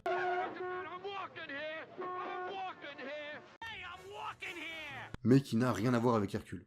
Cela dit, je suis déçu qu'ils citent pas l'exemple le plus évident, aussi sorti en 69, c'est-à-dire Hercule à New York avec Schwarzy. Enfin, cela dit, peut-être qu'ils le font. Je sais pas, je l'ai pas vu en fait. Herc déclare être le héros dont la ville a besoin, et Hadès, qui saute sur l'occasion, le piège en le confrontant à l'hydre, qu'il bat assez facilement. Ça sent pas bon. Ah, j'ai rien dit. Mais alors, pas bon du tout. S'ensuit un combat acharné que je trouvais super cool quand j'étais gosse, mais qui, il faut bien l'avouer, a pris un petit coup de vieux aujourd'hui. L'hydre, faite presque entièrement en CGI pour des raisons pratiques. En gros, ils avaient la flemme de dessiner chaque dent sur chaque tête pour chaque frame, ce qui peut se comprendre. Bah, elle jure un peu, malgré le soin apporté à la bête, qui devait, selon les réalisateurs, s'approcher le plus possible des dessins pour créer l'illusion. Parfois ça fonctionne, mais au plus il y a tête, au plus ça se voit. Par contre, il y a d'autres utilisations des images de synthèse qui passent, pour moi, beaucoup mieux, comme ces nuages qui reforment une colonne, ou le lit de Hercule qui se matérialise. Il bat l'hydre et ça y est, son vrai parcours de héros débute. On le voit vite fait pendant une nouvelle chanson des Muses, de Zéro en héros, la plus iconique du film, accomplir certains des 12 travaux, mais le film a encore une fois une vision très moderne de la chose, traitant Hercule comme une star, un sportif ou une célébrité, comme le montre cette référence très claire à Michael Jordan. Il a ses hordes de fans, une richesse à ne plus savoir quoi en faire, des produits dérivés à l'appel, et même une dépouille de Scar parce que le film n'était plus à une référence près. Tout ça lasse rapidement notre protagoniste, mais surtout, ça ne fait pas de lui un vrai héros, comme il va l'apprendre lors d'une nouvelle visite à son père. Et c'est là que Hadès va utiliser sa dernière carte. Bah oui, évidemment que c'est Meg. On en apprend un peu plus sur elle, on sait maintenant qu'elle a vendu son âme à Hadès pour sauver son mec, et que ce con s'est barré avec une autre. Donc bon, on peut comprendre que la belle ne soit pas super chaude à l'idée de retenter une relation. Surtout si c'est pour aider Hadès. Mais il va lui faire une offre qu'elle ne pourra pas refuser. Your freedom. Ils passent la journée ensemble, elle est très frontale dans son approche et lui est clairement sous le charme, mais trop débile pour oser tenter quoi que ce soit. Et quand il est enfin près du but, c'est Phil qui vient tout niquer. Meg chante, Elle chante. confessant à demi-mot qu'elle aussi commence à tomber amoureuse, ce qui est subtilement montré plus tôt quand elle se pique avec la flèche de Cupidon, et Hadès comprend qu'il est temps de passer à l'action lui-même. Parce que même si Meg n'a pas trouvé de faiblesse physique chez Hercule, elle est devenue sa faiblesse, maintenant qu'il tient à elle. Une conversation entendue par Phil qui va tout rapporter à Hercule. Hercule ne va pas le croire bien sûr, et finira même par se mettre son entraîneur à dos. Reprenant ses manières d'avocat véreux, Hadès négocie avec Hercule, qui se retrouve maintenant seul, vu que même Pégase a été séduit puis capturé par peine et panique. Il lui enlève sa force, pendant 24 heures, tout en promettant qu'il n'arrivera rien à Meg, qu'après tout ça elle sera libre, et il lui confirme qu'elle travaillait pour lui depuis le début. Quel enfoiré. Tout ça se passe exactement quelques minutes avant l'alignement des planètes, et avec désormais Hercule hors de son chemin, Hadès peut marcher vers l'Olympe avec ses titans, prêts à détruire Zeus, le cramer, le geler, le souffler, bref, se venger de ce qu'il leur a fait il y a des années. Histoire de finir le boulot, Hadès envoie l'un des titans tuer Hercule, et c'est un combat assez intéressant parce que ce gros cyclope là est un peu la personnification d'Hercule. Très fort mais con comme une brique. C'est pas méchant, hein, c'est comme ça qu'Hercule est montré dans le film. Il est pas super malin. Ne pouvant plus compter sur sa force, il est obligé de ruser pour battre le titan, et là... Hercules, look out! Meg! No! Logiquement, elle est plate de chez plate et ses boyaux sont sur le sol, mais comme on est chez Disney, elle a juste un peu le souffle coupé et meurt lentement. Sa rédemption, cela dit, est totale. Elle a sauvé Hercule, malgré qu'elle ait passé le film à aider son ennemi à arriver à ses fins. Étant donné que le deal n'a pas été respecté puisque Megara a été blessée, Hercule récupère ses pouvoirs et va vite aider les dieux à vaincre les titans. Bah oui, fais la fête, c'est pas comme si ta copine était en train de crever en bas. À force de faire l'abruti, il arrive trop tard, mais comme Superman qui remontait le temps grâce à sa vitesse pour sauver Loïs dans le film de 78, Hercule va également devoir tout donner pour sauver sa bien-aimée. Et dans le genre tout donner, ouais, ça se pose là, puisqu'il va sauter dans le Styx pour récupérer l'âme de Meg. Styx qui change de niveau en quelques secondes, mais c'est un fleuve magique qui contient les âmes des morts, donc on va pas s'arrêter sur un si petit détail. Un saut qui rend Hadès très heureux, puisqu'il est normalement impossible d'en revenir vivant, sauf si on est un dieu. En se sacrifiant pour quelqu'un d'autre, en étant prêt à donner sa vie, Hercule a enfin mérité son statut de dieu, et survit ainsi à sa petite baignade en enfer. Il dégage Hadès, qui s'en sort beaucoup moins bien que lui, fait revenir Meg à la vie, et est accepté sur le mont Olympe. Ouais, sauf que maintenant, c'est plus trop ça qu'il veut. Il décide de rester sur Terre avec Meg, ça s'embrasse, tout est bien qui finit bien, the end.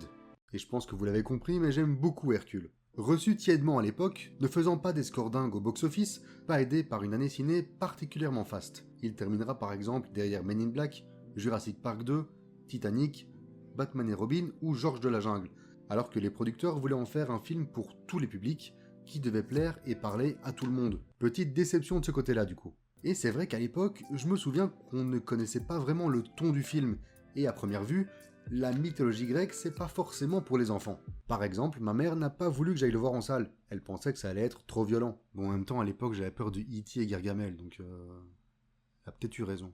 Et donc plutôt que de toucher tout le monde, ça a divisé le public, et les critiques, qui n'ont pas trop compris le projet et ont été déstabilisés par les visuels du film. Et ça, il faut se pencher un peu dessus.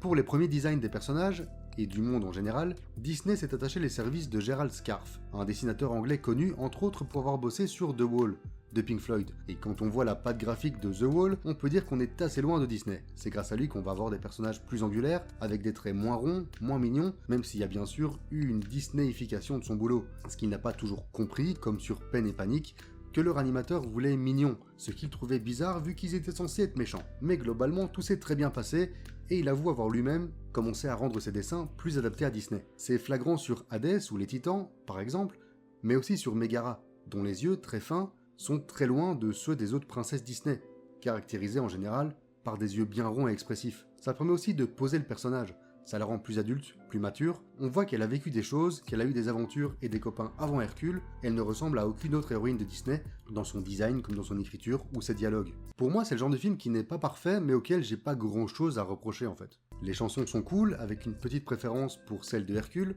divisée en 3, qui se répondent, chacune avec une émotion différente, aucun personnage n'est irritant, même pas Phil, ni peine ou panique, alors que j'ai tendance à moins aimer les comic relief avec le temps, puis c'est super bien rythmé. On voit pas passer la petite heure et demie. C'est pas le plus profond ou celui où il y a le plus à analyser en comparaison avec le bossu de Notre-Dame par exemple, mais c'est résolument l'un des plus fun des 90s, voire de l'histoire de Disney en fait. Si je veux être chiant, je dirais que Cerbère est beaucoup trop peu utilisé alors que son design est super cool, mais on va dire que ça a été corrigé par Kingdom Hearts, hein. Jeu que j'ai toujours en projet de streamer un jour quand j'aurai compris comment fonctionne Twitch. Et fait assez rare pour un Disney des 90s, il a pas eu de suite. Non. C'est le seul en fait avec Bernard et Bianca, qui était déjà une suite.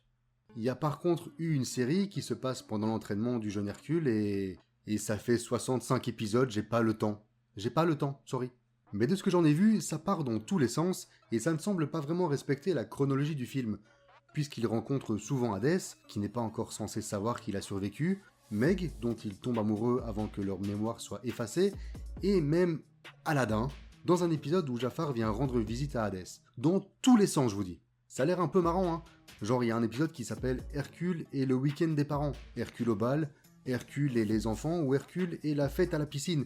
Mais 65 épisodes, j'ai pas eu la force. Surtout quand la moitié a l'air d'être des adaptations des livres pour enfants Martine. Sérieux, si vous remplacez Hercule par Martine à la moitié des épisodes, ça garde du sens. Regardez, Martine et la nuit arabe, Martine et le grand soir, étonnamment ça prend un autre sens j'ai l'impression. Martine et la nuit blanche, Martine et la visite de Zeus. On va s'arrêter là je pense, ce sera mieux. Bref, perso j'adore Hercule, c'est l'un des Disney que je revois avec le plus de plaisir, et le redécouvrir pour cette vidéo a été un vrai kiff. Il mérite pour moi un bon 16 sur 20.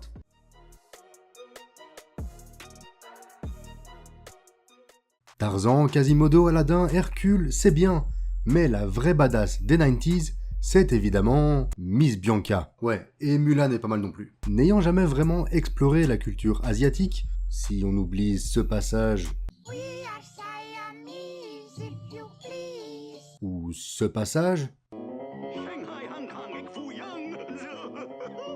et on va les oublier. Et après avoir passé les 90s à voyager de l'Australie à la Grèce, en passant par la France 2 fois et la savane africaine, il était temps pour Disney de se plonger dans une culture ô combien riche, celle de la Chine. Et pour ça, un peu comme pour le reste en fait, ils vont s'inspirer d'une œuvre. La ballade de Mulan, un texte court parlant d'une femme qui prend la place de son père et devient une héroïne de guerre. Et puis c'était aussi une façon d'apaiser les relations avec le pays, plutôt tendues depuis la sortie de Kundun, un film de Martin Scorsese sur le Dalai Lama, distribué par Buena Vista, une filiale de Disney. La Chine avait trouvé le film de Scorsese politiquement provocateur et gardait une certaine rancune à l'égard de Disney. Ils ont finalement sorti Mulan un an après tout le monde, dans peu de salles, et juste après les célébrations du Nouvel An chinois, c'est-à-dire la pire période possible. Ouais, je crois qu'ils l'avaient encore mauvaise. Autant vous dire que le film s'est bien planté là-bas, surtout si on ajoute à ça qu'il n'était pas hyper bien reçu par le public et les critiques, trouvant l'histoire trop éloignée de l'original et l'héroïne trop occidentalisée. Mulan, c'est donc une histoire adaptée maintes et maintes fois en Chine, mais voyons voir ce qu'on a fait Disney. Le film s'ouvre sur des dessins rappelant la peinture traditionnelle chinoise, avant de revenir à quelque chose de beaucoup plus conventionnel et même, j'ai envie de dire, qui semble un peu moins poussé que les autres classiques de la Renaissance. Aucune idée de si je suis le seul à avoir ce ressenti, mais dans cette première scène, je trouve que le personnage et l'oiseau font un peu cheap. La scène montre l'arrivée de Shan Yu, le méchant du film, qui traverse la frontière via la Grande Muraille avec ses hordes de 1. L'empereur est mis au courant et la guerre est sur le point de commencer. Mais notre héroïne du jour, Mulan, a d'autres préoccupations, comme s'assurer que son père suive bien les prescriptions du médecin ou son passage chez la marieuse. Passage apparemment obligé pour toutes les jeunes filles qui, à l'époque, en Chine, n'étaient bonnes qu'à être mariées. Tous ces clichés sont évidemment hyper importants et on va en parler dans la partie analyse. Donc vous inquiétez pas si je m'arrête pas dessus pour l'instant. Ça se passe globalement très mal et une fois rentré, Elle chante. Pendant seulement 1 minute 30. C'était vachement court comme I Want Song.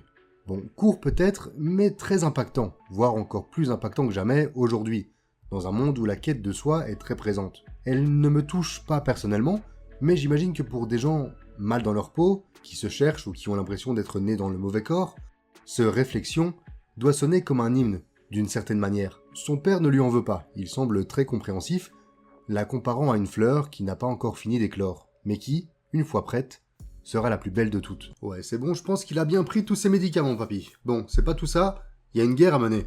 Les troupes viennent donc chercher un homme par famille. Et comme il est le seul, même s'il est vieux et faible, Papa Fa est obligé d'y aller.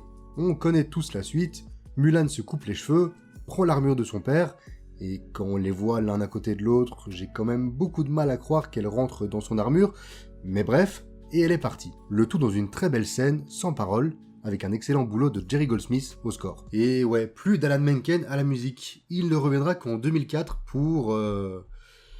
La ferme se rebelle. Sérieux ? Pour lui venir en aide, les ancêtres de la famille décident de lui envoyer un guide, le plus fort et le plus courageux, qui se fait détruire par une petite catastrophe ambulante, déjà responsable de la décapitation de l'un des membres, le personnage préféré de tout le monde, ou détesté en fait, comme beaucoup de comic relief de l'époque, Mushu, doublé en français par José Garcia et en anglais par Eddie Murphy. Et je peux vous dire qu'il était le gros argument de vente du film, Eddie. Parce qu'il faut pas oublier qu'en 98, Murphy, c'est encore une énorme star. Il s'est peut-être un peu perdu récemment, on va dire sur les 20 dernières années, et la nouvelle génération le connaît sans doute mieux parce qu'il a été la voix de l'âne dans Shrek, mais dans les années 80 et 90, c'était encore l'un des acteurs les plus bankable d'Hollywood. Donc Mushu a explosé le gros dragon gardien, et décide donc d'y aller lui-même. Il retrouve assez rapidement Mulan, qui était en train de s'entraîner à se comporter comme un homme. Ah, je vois que vous avez une épée. J'ai la même que vous. Vous avez compris ? Son épée ? Sa bonne grosse épée masculine, hein ? Il se présente, et son cheval a la meilleure réaction possible, parce que même dans les films où ils sont pas beaucoup mis en avant, les chevaux restent les meilleurs personnages. C'est comme ça. Mushu se vengera, cela dit, en le traitant de vache pendant la moitié du film. Déshonneur sur ta vache. Mulan arrive au camp militaire, et on va dire que les hommes sont montrés d'une façon assez rustre. Ils se battent pour un rien, sont sales et indisciplinés. Ce qui est sûr, c'est que Sheng, leur capitaine, va avoir du boulot pour en faire une armée correcte. Et une autre qui risque d'avoir du boulot, c'est Mulan, qui semble tout faire pour bousiller sa couverture. Désolée. Je veux dire, désolé. Ah ça oui, j'ai un nom. Ah, et c'est un vrai nom de garçon. Attends, elle avait même pas pensé à un nom ? Quand c'est pour se faire une coupe parfaite avec une épée, là ça va, mais quand c'est pour trouver un nom, là ça parle chinois. Enfin, très sympa petit montage d'entraînement ensuite, séquence devenue presque culte, grâce à la chanson phare du film. Attaquons l'exercice pour défaire les On voit Mulan galérer et être rejetée par ses camarades, puis faire preuve de courage et de témérité pour devenir l'une des meilleures, et gagner le respect des autres recrues et de son capitaine, jusqu'à être la première à récupérer la flèche. Un challenge qui semblait impossible, lancé plutôt par Sheng. En utilisant les deux poids comme d'une aide plutôt que d'une contrainte, sa débrouillardise et son intelligence montrent déjà qu'ils vont être, pendant tout le film, ses atouts les plus précieux. Ils semblent tous prêts, il est temps d'aller au combat. Et quitte à marcher, autant chanter un peu aussi. C'est clairement la moins bonne chanson de toutes, mais on appréciera tout de même encore une fois les passages inspirés du dessin traditionnel. Et puis cette fin, hyper abrupte, quand les rires, les chants et la bonne humeur s'arrêtent, face à l'horreur de la réalité. Le village a été massacré, et le père de Sheng, présenté plus tôt dans le film, a aussi été tué. À partir de ce moment-là, il n'y aura plus aucune chanson. Même si on est d'accord, ils auraient dû le voir depuis très longtemps, mais l'effet fonctionne à merveille. On en est à la moitié du long métrage et le rythme va sévèrement s'intensifier, avec, pour commencer, la séquence qui est sans doute la plus célèbre, celle de l'avalanche. Leur position est signalée par une fusée, tirée apparemment par Mushu, sans le faire exprès. On n'en saura jamais vraiment plus, et c'est clairement une excuse pour que la scène existe, mais bon, la scène derrière est super cool, donc on va leur laisser ça. Les flèches pleuvent, et quand ils pensent s'être débarrassés des archers, le reste de l'armée des Huns arrive du haut de la colline, dans l'un des plans les plus stylés des classiques Disney. Ils dévalent la pente, Shen Yu en tête, et c'est là que l'intelligence de Mulan, plutôt que sa force ou son aptitude au combat, va faire la différence. Au lieu de ne viser que Shen Yu, elle va choper un flanc de montagne, créant une avalanche qui avale tous ses ennemis en une fois. Qui aurait clairement pu tuer toute sa troupe aussi, mais c'est pas arrivé, donc on va pas en parler ? On va pas en parler. Elle sauve Sheng, bravo, c'est la fête, sauf qu'elle a été blessée dans l'affaire, et fatalement, quand il n'y a plus d'armure et juste un bandage autour de sa poitrine, elle a beau ne pas être Lolo Ferrari, difficile de cacher qu'elle est en fait une femme. Bonjour madame. Mais puisqu'elle l'a sauvée, Sheng l'épargne. Oui, parce que sinon il l'aurait exécutée là dans la neige. Ah bah les règles c'est les règles, les hommes au combat et les femmes à la cuisine. Fâchez-vous comme vous voulez, je m'en fous. Mais la cuisine ce sera pour plus tard, parce que c'est pas un peu de neige qui va arrêter Shen Yu. Il a survécu, il se dirige vers la cité impériale, et il n'y a que Mulan qui le sait. Elle veut avertir tout le monde, sauf que vu que c'est une femme, personne ne la prend au sérieux, même pas Sheng. Les Huns passent à l'attaque, et décidément Shen Yu a le truc pour être hyper iconique visuellement, alors qu'il est le méchant le plus oubliable des 90s, le mec vit pour les caméras, c'est fou. L'empereur est enlevé, et le combat final peut commencer. Sheng est vite neutralisé, Mulan s'enfuit, et là c'est pour moi le moment qui capture tout l'esprit du film, et du personnage de Mulan. Elle est sur le toit, face à face avec Shen Yu, désarmée et à sa merci. Et c'est avec un accessoire représentant sa féminité, combiné avec son intelligence, qu'elle va réussir à prendre le dessus. Le chef des Huns part en feu d'artifice, la Chine est sauvée. Malgré quelques légères remontrances, l'empereur la remercie au nom de tous, lui offre même un job, mais Mulan, tout ce qu'elle veut maintenant, c'est rentrer chez elle. Elle pense encore une fois avoir déçu son père, revient un peu honteuse, mais Papa Fa se fiche de tout ça. Il est juste heureux de retrouver sa fille, saine et sauve. Sa fille qui, comme la fleur, a enfin éclos. On va pas se mentir, ce moment-là, il fout les poils. Évidemment, pour conclure comme un vrai Disney, Sheng l'a suivi et elle l'invite à rester dîner, laissant présager une belle histoire d'amour. Alors qu'il ne sait que c'est une femme que depuis quelques jours, voire quelques heures, et qui se sont parlé que quelques fois depuis qu'il le sait, mais bon, on va garder l'esprit Disney. Et puis si ça se trouve, il l'aimait peut-être déjà bien quand il pensait qu'il s'appelait Ping. Je vais peut-être en décevoir certains, mais Mulan est l'un des classiques de la Renaissance qui me touche le moins. J'aime toujours le revoir, certains passages sont vraiment très réussis, mais je n'ai pas vraiment de connexion avec, je vais dire. Par contre, je trouve qu'il est assez intéressant à analyser. En particulier, bien sûr, pour ce qu'il dit des hommes et des femmes, de la frontière entre les deux, de ce qui nous différencie et de ce qui nous unit. Premièrement, faut pas oublier que le récit se passe dans la Chine médiévale, et que le film date des années 90. Donc c'est assez logique qu'il puisse dévier d'un discours de 2023. Cela dit, je le trouve presque en avance sur son temps. Bien sûr, il montre une société figée et patriarcale, qui dit littéralement dans sa chanson d'ouverture que les femmes sont là pour être mariées et faire des enfants, mais il est évident qu'il critique ce système, de la même façon qu'il tourne en ridicule les attentes des hommes dans la chanson Une belle fille à aimer. Aujourd'hui, ce genre de discours, c'est presque la base, mais à la fin des 90s, beaucoup moins. Mulan ne veut pas de tout ça au départ. C'est pour ça qu'elle n'est pas motivée à l'idée d'aller chez la marieuse, et le fait à contre-cœur, essayant de ne pas décevoir ses proches. Mais comme elle le dit dans sa chanson, juste après, tout ça, c'est pas elle. Ok, mais alors c'est qui Mulan ? Qu'est-ce qu'elle veut vraiment ? Et c'est là qu'arrive un de mes soucis avec le film. Elle ne veut pas se marier et finit par se travestir pendant la moitié du film. Est-ce que ça fait pour autant d'elle une icône de la communauté drague ? Ben non. Ce n'est ni par profonde envie, ni par plaisir qu'elle s'habille en homme, mais uniquement pour protéger son père, parce que c'est la seule chose qu'elle peut faire pour le sauver. Ah, et elle voulait pas se marier, mais apparemment il suffisait juste qu'elle rencontre la bonne personne, puisque ça ne semble plus trop la déranger à la fin. J'ai l'impression que le film veut faire passer des messages légitimes et importants, mais rétropédale sur la fin, et se dit on est quand même chez Disney, il faut qu'ils terminent ensemble. Et c'est pas la dernière fois qu'ils changent l'histoire pour que ça colle à leurs idées. Surtout quand ces idées peuvent rapporter de l'argent. Quand on recherche les différentes princesses Disney, il n'est pas rare de tomber sur un produit dérivé ou un dessin qui contient Belle, Blanche-Neige, Pocahontas, Ariel, mais aussi Mulan. Alors que c'est jamais une princesse en fait. Elle ne vient pas d'une famille noble, on comprend que le père a un passé glorieux, probablement dans l'armée, mais il n'a rien de royal, et à la fin, elle finit avec Shang, qui est capitaine. Limite, si elle avait épousé l'empereur, d'accord, mais là... Mais être une princesse Disney, surtout à cette époque-là, c'était avoir un label, c'était faire rêver les petites filles. Et donc, une Mulan en robe avec des longs cheveux détachés fera toujours plus vendre qu'une Mulan habillée en homme. Waouh, ça voudrait donc dire que Disney aime l'argent. C'est fou ça. Ah, et quitte à pas respecter ses personnages, si on parlait de la suite. Mulan 2, sorti en 2004, est peut-être la suite en DTV qui se fout le plus de son premier film. Vraiment, c'est assez lunaire. Visuellement, c'est pour une fois plutôt bien travaillé, même si certains passages rappellent bien qu'on est sur du direct ou DVD. Mais c'est surtout le scénario et le traitement des personnages qui est critiquable ici. Pour vous donner une idée, l'antagoniste principal, donc le méchant, c'est Mushu. J'aimerais mentir. En fait, je pense que ce film est tellement raté qu'il se plante tellement à tous les niveaux que soit je fais preuve d'autant de respect que lui et je vous dis juste que c'est nul et je m'arrête là, soit... Ouais, je crois qu'il mérite sa propre vidéo. Du coup, on en parlera en décembre. Parce que le mois prochain sera principalement orienté Burton et Noël, donc je vais taper 2-3 vidéos Disney comme ça, tout le monde est content. Mais croyez-moi, si vous aimez Mulan, vous allez détester ce film. Pour revenir sur le bon film, le premier, même s'il ne sera jamais mon préféré, ça reste un Disney agréable à mater et remater.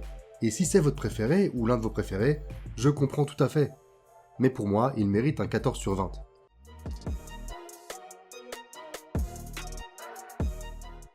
La Renaissance Disney, c'était plein de belles histoires, de personnages mémorables et de méchants cultes.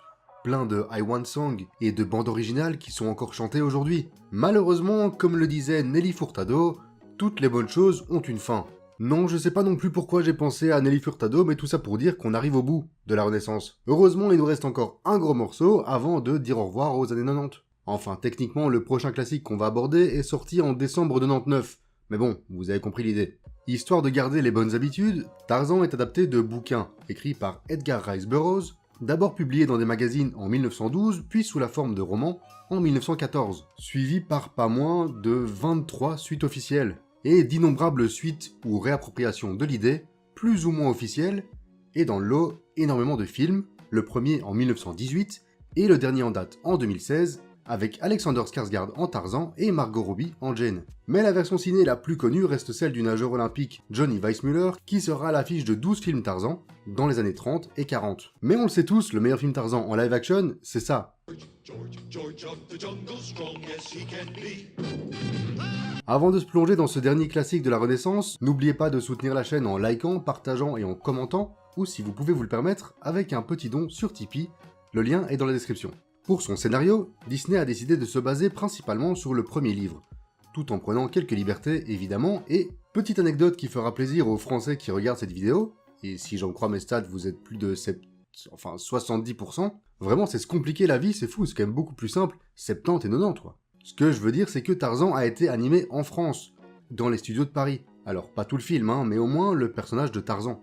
Glenn Keane, son animateur principal, a décidé de faire tout le boulot en France pour une raison assez logique. L'art européen a beaucoup plus travaillé les corps nus, et les dessinateurs de Paris étaient donc plus qualifiés pour s'attaquer à un mec qui passe 90% du film en slip. Oui, j'ai dit 90, bon, j'ai fait l'effort une fois, c'est déjà pas mal.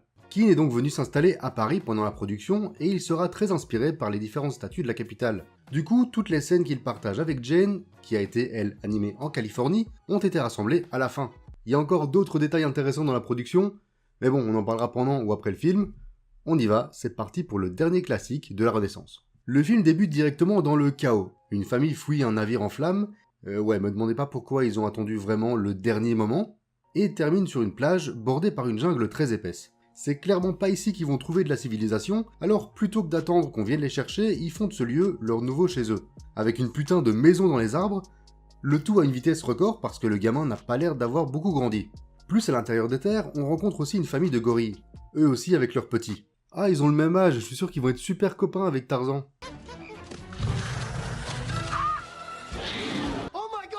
Pour être 100% honnête, j'avais complètement oublié que la famille avait aussi un bébé. Et encore plus que ce bébé allait servir de snack à Sabor. Il n'y a pas encore eu un seul dialogue et il y a déjà un bébé singe qui s'est fait bouffer. Ah, Disney, ce royaume merveilleux. Si le petit gorille était le snack, le plat principal, c'est les parents de Tarzan, qui ne s'appellent d'ailleurs pas encore Tarzan. Dans les bouquins, il s'appelait d'ailleurs John Clayton, ce que vous saviez peut-être pas, comme le méchant de ce film, ce que vous saviez. La pauvre mère, Kala, se promène toute triste et entend, de très très loin, le pauvre gamin pleurer tout seul en haut de son arbre. Elle le trouve dans une pièce dévastée. Les meubles sont renversés, il y a des trous un peu partout parce qu'ils ont essayé de se défendre contre le léopard, les bruits de coups de feu semblent encore résonner, mais malheureusement, ils n'ont pas survécu. Tarzan, tel un petit Harry Potter de la jungle, attend dans son berceau alors que ses parents viennent de se faire massacrer. Kala se dit qu'elle peut pas le laisser là, surtout que Sabor est encore dans les parages. Elle défend le petit Tarzan comme elle aurait aimé défendre le sien. Un Tarzan qui s'amuse d'ailleurs comme un fou, c'est un parc d'attractions le truc pour lui, il est mort de rire.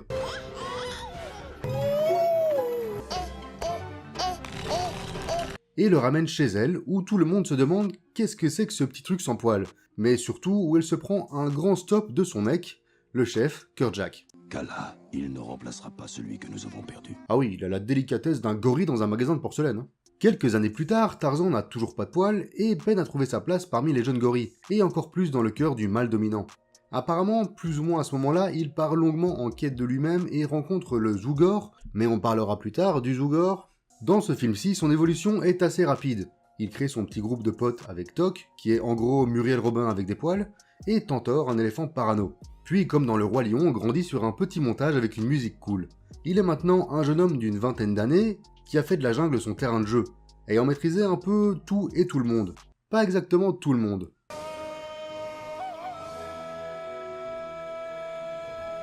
Ah voilà, maintenant c'est mieux. Il y a un détail que j'adore dans cette scène, c'est qu'à ce moment-là, quand il pense avoir vu quelque chose, mais Sabor est déjà là, tapis dans la végétation. Et franchement, je pense que je l'avais pas remarqué jusqu'à ce que je bosse sur cet épisode. Il a tué Sabor, plus ou moins sauvé Kerjak, qui ne le remercie pas, hein, faut pas rêver, et il pousse son cri iconique qui, pour l'anecdote, aurait été poussé par le doubleur VO de Clayton, Brian Blest, qui, en plus d'être acteur, est aussi explorateur et alpiniste. C'était globalement le gars parfait pour incarner Clayton. Et à propos de Clayton, à peine sont-ils débarrassés d'un prédateur que le plus grand prédateur de la planète débarque. Le même que dans Bambi. Il y avait Clayton dans Bambi ? Mais non, l'homme. Un groupe vient d'arriver pour apparemment peu de temps, et sont là pour observer et étudier les gorilles. Sauf lui là avec son flingue, je pense qu'il a surtout l'intention de rajouter un trophée à sa collection. Jane joue directement son rôle de damoiselle en détresse, et après avoir été sauvée par Tarzan, le film nous offre l'une de ses scènes les plus mémorables. La première rencontre entre Tarzan et Jane. On pourrait presque la comparer à celle entre John Smith et Pocahontas, dans son utilisation du silence et des expressions, même si celle-ci tourne très rapidement à la comédie. Et elles sont aussi similaires parce qu'elles ont plus ou moins le même défaut. Bon oui d'accord, dans Pocahontas, il y avait la magie de l'amour qui permettait tout à coup à la jeune fille de parler et comprendre l'anglais, mais ici c'est pas mal non plus. Ok, vous êtes prêts ? Comment est-ce que Tarzan peut dire à Jane qu'il s'appelle Tarzan ? On nous montre depuis le début qu'il est très fort en imitation. Il sait faire l'éléphant et bien sûr le gorille, mais comment est-ce qu'il est capable d'énoncer en langage humain un nom qui lui a été donné en gorille ? Est-ce que je me pose trop de questions ? Certainement. Passé ce petit détail dont, en vrai, on se fout pas mal, je trouve la scène très réussie. Elle est touchante, quand Tarzan réalise qu'il n'est pas seul, qu'il y a d'autres gens comme lui, mais elle est aussi très drôle dans les réactions de Jane. Non, arrêtez, arrête, dégage ! Ou dans les premiers mots de Tarzan qui répètent tout ce que Jane dit. Ça m'a à chaque fois. Ce qui me tue peut-être le plus, c'est quand Tarzan fait taire Jane dès qu'elle commence à parler. Il vient enfin de rencontrer une femme, une autre personne de son espèce, et elle le saoule déjà. Peut-être que Tarzan est un gros mascu toxique qui pense que les femmes devraient fermer leur gueule et rester à la cuisine. On sait pas. Fâchez-vous comme vous voulez, je m'en fous. Après un petit interlude musical plutôt très oubliable à base de beaucoup de percussions et de doubidou dabada, les gorilles rencontrent Jane. Ça semble bien parti jusqu'à ce que Kerjak vienne niquer l'ambiance. Mais il en faut plus pour calmer Jane qui raconte tout son périple. J'ai été sauvée par un beau sauvage volant à demi nu. À 2 minutes, sapristi. Ah bah apparemment il a fait son petit effet le Tarzan là. Et il a marché comme ça. Oh, je vois, comme tante Isabelle. Mais elle a rien demandé, tante Isabelle, laissez-la marcher comme elle veut. Enfin, putain, cette balle perdue, quoi. N'écoutant absolument pas ce que Kerchak lui a demandé, c'est-à-dire rester loin des humains pour la sécurité des gorilles, Tarzan retourne au camp presque immédiatement, rencontre Clayton et le père de Jane, et son apprentissage peut commencer. Encore une fois, avec un montage et de la musique, histoire que ça aille vite. Dans des scènes, on en avait parlé à l'époque, qui rappellent le live-action du Livre de la Jungle, sorti en 94. Ce qui est finalement assez logique puisque c'est l'œuvre de Kipling qui a inspiré Tarzan, entre autres. Un montage qui permet aussi de montrer le rapprochement entre Tarzan et Jane, mais c'est un peu tard parce que le bateau vient de revenir. C'est le moment ou jamais d'aller voir les gorilles. Et pour arriver à ses fins, Clayton a un plan. Puisque Tarzan veut que Jane reste, il lui fait croire que si elle voit des gorilles, ça pourrait la persuader à ne pas rentrer en Angleterre. Ça fonctionne au début, puis... ça tourne mal, évidemment, ça tourne toujours mal. Kerchak, qui avait été éloigné par Tok et Tantor, revient. Ça se bagarre, et Tarzan est encore une fois accusé d'avoir mis sa famille en danger. Et c'est là que Kala se dit qu'il serait peut-être temps de lui montrer d'où il vient. Bon, déjà tu vas me dire que Tarzan n'est jamais tombé dessus? Et puis aussi, bravo aux parents, parce que 20 ans plus tard, le truc il tient encore, hein. Encore une superbe scène à mettre à l'actif du film, avec une reprise sans parole de Toujours dans mon cœur, qui colle des frissons, où Tarzan comprend que sa place pourrait être parmi les hommes. Et cette transition de sa vraie mère à sa mère adoptive, c'est si simple mais c'est si efficace quoi. Il était entré en ayant encore des manières de gorille, mais sort comme un homme, avec les vêtements de son père, et il est prêt à partir avec Jane vers l'Angleterre. Quel que soit l'endroit où j'irai, tu seras toujours ma maman.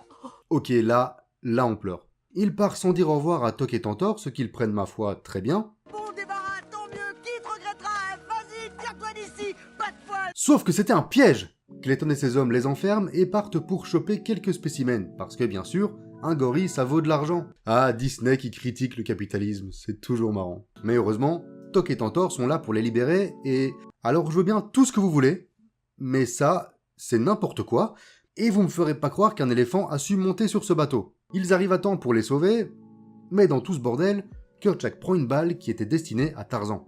Tarzan le venge en s'attaquant directement à Clayton qui finit... comme ça.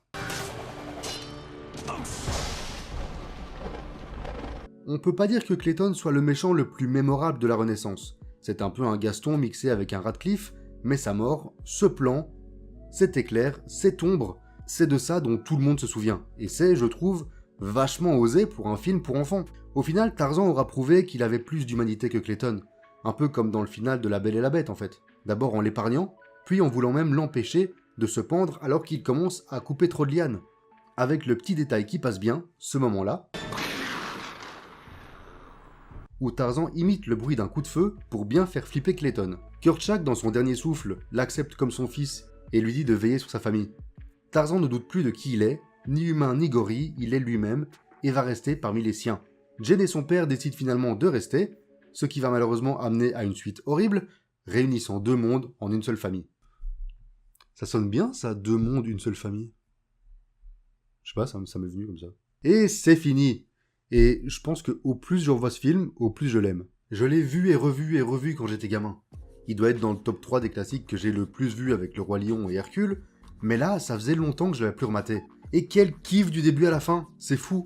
L'histoire est touchante sans trop virer dans le pathos inutile, la romance ne prend pas trop de place, il y a une bonne dose d'action, et puis visuellement, il repousse encore une fois les limites. Toutes ces scènes de Tarzan dans les arbres, inspirées par les mouvements des skateurs, n'auraient jamais pu être faites dans les films précédents. Parce qu'il fait littéralement des trucs qui défient les lois de la physique. Mais même au niveau de la mise en scène, il a fallu développer une nouvelle façon de créer de l'image, avec le Deep Canvas, qui part d'une base en 3D peinte digitalement, dans laquelle la caméra peut se déplacer librement, et donc suivre facilement les mouvements rapides de Tarzan. Et ça donne super bien. On voit la différence entre Tarzan en 2D et les décors en 3D, mais la peinture digitale réussit à rendre cette différence minime. Et une fois qu'on est pris dans le feu de l'action, on n'y fait même plus gaffe en fait. Et je pense qu'on a plus ou moins fait le tour, hein, je vois pas trop de quoi d'autre on pourrait parler. Ah si, vous savez qu'il y a Lily Collins dans le film? Ouais, Lily Collins qu'on verra plus tard dans Emily in Paris par exemple, bah elle fait une voix additionnelle, 10 ans avant n'importe lequel de ses autres rôles. C'est bizarre non?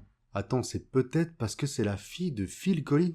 Bah ouais, vous pensiez vraiment que j'allais pas parler de la musique? Parler de Tarzan sans mentionner le travail de Phil Collins, c'est comme parler de Tarantino sans parler de pieds.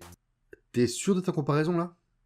Tout ça pour dire que, comme les pieds, c'est la musique et les chansons qui font avancer le film. Ce que tu dis n'a aucun sens. Quand on pense à Tarzan, on a directement « Je veux savoir »,« Enfant de l'homme » ou « Entre deux mondes » qui reviennent en tête. Et putain, c'est que des excellentes chansons. Même le petit passage inutile où les gorilles et Tantor font de la musique au camp, c'est du pur Phil Collins. Tout le film est porté par des percussions, et quand il commence à chanter, c'est les émotions, à chaque fois. Même si on sent qu'il comprend pas toujours tout ce qu'il chante, et nous non plus. Attention, j'ai grandi avec les chansons en français, et je les aime beaucoup, mais faut avouer que parfois, c'est compliqué. Genre là, vous comprenez ce qu'il dit ? Non, je déconne, ça c'était en allemand. Parce que ouais, en plus de la version originale et de la version française, le filou a chanté les chansons du film en espagnol, italien et allemand.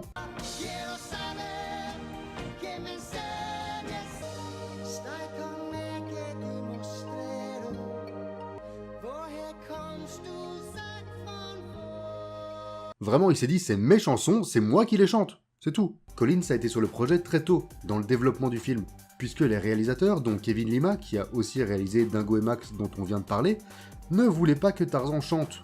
Pour eux, ça n'avait pas de sens qu'un mec en slip qui se balade dans les arbres commence à chanter. Bon après, je suis pas sûr que ce soit pire qu'un lion ou qu'un phacochère, mais quand on voit le résultat final, on peut pas trop lui donner tort. Des chansons qui ajoutent un vrai degré émotionnel, même si parfois elles surlignent un peu un message qui aurait déjà été très clair seulement avec les images, comme Deux mondes ou Je veux savoir, mais on va pas bouder notre plaisir. J'ai toutes ces chansons en tête depuis une semaine et j'ai passé une super semaine. Pas comme quand c'était SOS Société quoi. Envie de crever. Mais vu qu'apparemment parler uniquement d'un bon film c'est pas possible, puisque Disney est incapable de faire des suites correctes, parlons de sa première suite, qui n'est pas Tarzan 2. Déjà c'est même pas le 2, ça se passe au milieu du premier film. Bref, la première suite à être sortie en vidéo, au début des années 2000, c'est La légende de Tarzan et Jane. C'est bien simple, je pense que personne, s'il aime un minimum le premier Tarzan, ne peut apprécier cette chose. Ah, attendez. Non. Mais tu détestes Tarzan alors ? Tu veux en parler ? Ah bah ouais, vas-y, bonne chance pour défendre ce truc, hein.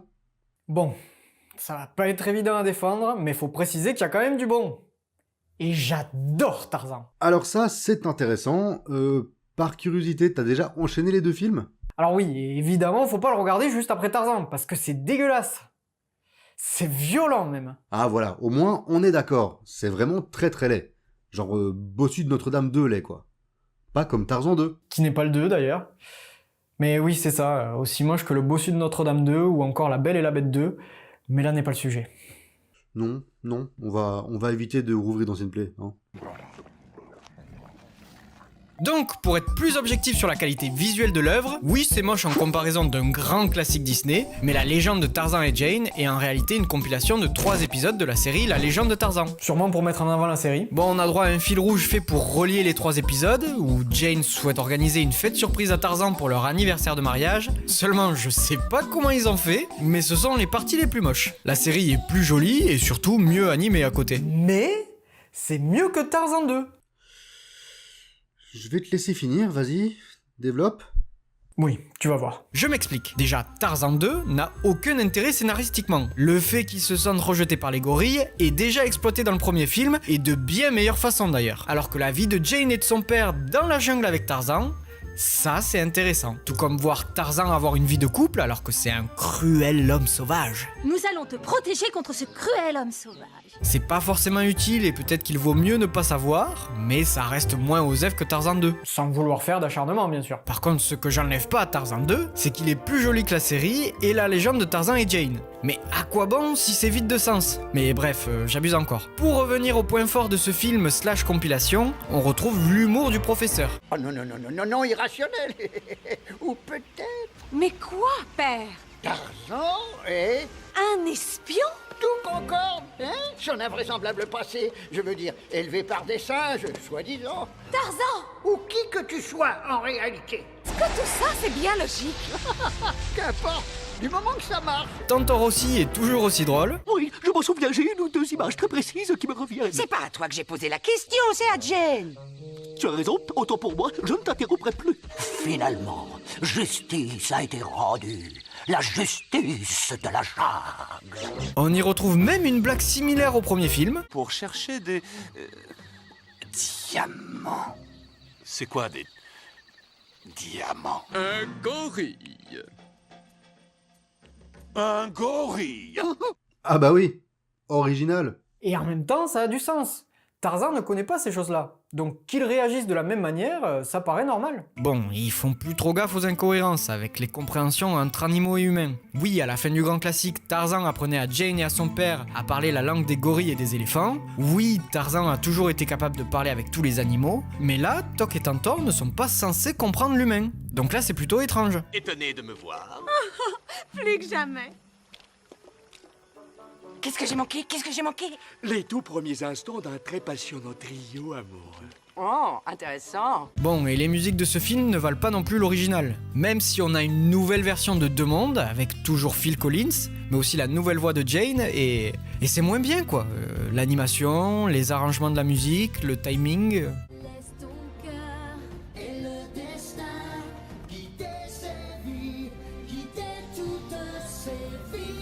Et ne parlons pas de la dernière musique. Ben là, Phil, il manque vraiment. C'est l'océan de la vie qui fait battre mon cœur. Oui, c'est pas catastrophique non plus, hein. Donc, pour résumer, je trouve que ça passe. Alors que Tarzan 2 est chiant. Alors, je peux malheureusement pas complètement te donner tort. Cela dit, j'aimais beaucoup Tarzan 2 quand j'étais gamin, même si c'était pas le 2. On retrouve Tarzan quand il est jeune, une partie qui passe très rapidement dans l'original, ça permet de développer son amitié avec Toc et Tantor, il y a plein de petites scènes bien marrantes, enfin ça, c'était ce dont je me souvenais, parce qu'en réalité, ça c'est genre 30% du film. Parce que, comme tu dis, le film décide de se concentrer sur un détail du premier film, alors que nous, spectateurs, savons très bien comment ça va finir. Il n'y a jamais aucun suspense, et même pas un développement de personnage vraiment supérieur à ce qu'on a dans le film principal. Alors qu'en vrai, il pose une question hyper importante. Tarzan sait qu'il n'est pas comme les autres gorilles. Il part en quête de lui-même, ça fait intrinsèquement partie du personnage, de se questionner sur sa place, mais le film n'en fait pas grand-chose. Il ne réussit pas à rendre ses enjeux aussi grands qu'il ne le devrait, encore une fois parce qu'on sait tous qu'il va retrouver sa tribu, sain et sauf, et que tous les personnages introduits dans ce Tarzan 1,5 ne serviront pas à grand chose dans la grande histoire du gamin. Mais le vrai problème du film, et ça je m'en étais pas du tout rendu compte quand j'étais jeune, c'est... Vas-y, dis-le. Tarzan 2 est chiant. C'est putain de chiant. Vu qu'on sait qu'il ne va rien lui arriver qui va drastiquement changer sa vie, on se fout plus ou moins de tout ce qui lui arrive. Et c'est pas la famille de dégénérés ou son vieux pote Zugor qui vont sauver la mise. Vraiment, j'en avais de super souvenirs, et quand tu m'as dit que tu le trouvais pire que Tarzan et Jane, je me suis dit, mais il y a un truc qui va pas. Parce que dans ma tête, c'était l'une des meilleures suites direct ou DVD. Même si c'est pas une suite. Attention, on n'est clairement pas sur du Mulan 2 niveau scénario, ni sur le Bossu de Notre-Dame 2 niveau visuel. C'est pas aussi éblouissant que sur le premier, évidemment, mais c'est loin d'être honteux. Aujourd'hui, je le mettrai plus dans les meilleurs, c'est sûr, mais à choisir, je préfère encore largement ce film chiant, mais mignon, à l'abomination qu'est Tarzan et Jane, faut pas déconner. Là, on n'est pas d'accord. Ok, on sera pas complètement d'accord, mais on peut au moins se rejoindre sur un truc. Le premier film est excellent. Là, on est putain de d'accord. Parce que je l'ai pas encore dit, mais Tarzan est mon premier film au cinéma et mon premier Disney. Donc il a forcément une place importante dans mon cœur. Et le revoir, c'était beaucoup d'émotions. Et ne parlons pas dès que Phil Collins chante. Là, mes joues deviennent étrangement humides. L'animation est aujourd'hui encore splendide. Le film est vraiment magnifique visuellement. Et je crois que j'ai bien plus apprécié ce dernier visionnage où, enfin, j'ai été touché par la relation entre Tarzan et Kerchak. Chose que je comprenais pas tellement enfant. Seule la mort de leur fils avec Kala me rendait triste, et un peu celle des parents. Pas ultra émotif comme enfant. Aujourd'hui, je vois toute la beauté de certaines scènes, et j'avais totalement éclipsé de mon esprit qu'on voyait le cadavre des parents. Le plan est assez discret, mais on le montre quand même. Et j'adore les apparitions de Sabor. D'abord la queue qui passe pas loin de Kala, puis très beau plan sur le léopard qui attaque la femelle gorille. Et ne parlons pas de sa dernière apparition, où on l'aperçoit très subtilement dans les feuillages, pour que finalement, il saute sur Tarzan. Enfin bref... Je pourrais faire tous les plans du film tellement il y a des trucs à dire. Je réalisais pas non plus enfant que le professeur était si ouvert. Oh, devrais-je te laisser seul avec le tableau pour un petit moment? Père, arrêtez. Ou quand Kala craque quand elle voit Tarzan avec le costume de son père. Et j'avais aussi totalement oublié que Clayton mourait et à quel point la scène est intéressante. quand j'étais gamin, j'aimais pas trop quand Tarzan grandissait. Je le préférais largement petit. Alors qu'aujourd'hui, c'est presque l'inverse. Enfin, pour être plus précis, aujourd'hui, j'apprécie la moindre seconde du film, qui pour moi est un chef-d'œuvre, et je suis très content d'avoir pu en parler. Ah bah merci à toi d'être venu en parler surtout, même si t'as des goûts bizarres par rapport aux suites, mais... C'est pas grave. Perso, rapidement, je trouve que ce Tarzan et Jane a autant d'intérêt que La Belle et la Bête 3, c'est-à-dire pas beaucoup, mais j'en garde surtout un souvenir horrible parce qu'à l'époque où je l'ai découvert, je ne savais rien du film. Et je m'attendais à une vraie suite de l'un de mes classiques préférés. Autant vous dire que quand j'ai vu la gueule que ça avait, j'ai pleuré du sang. Mais le principal, c'est d'avoir pu parler du dernier film de la Renaissance, qui reste encore aujourd'hui excellent, et mérite pour moi un bon 16 sur 20. Merci à Mathieu de Vivera d'être venu parler du film. Si vous n'êtes pas encore abonné, vous avez de la chance, parce que ça veut dire que vous avez plein de super vidéos à rattraper, et vous retrouverez sa chaîne en description de la vidéo.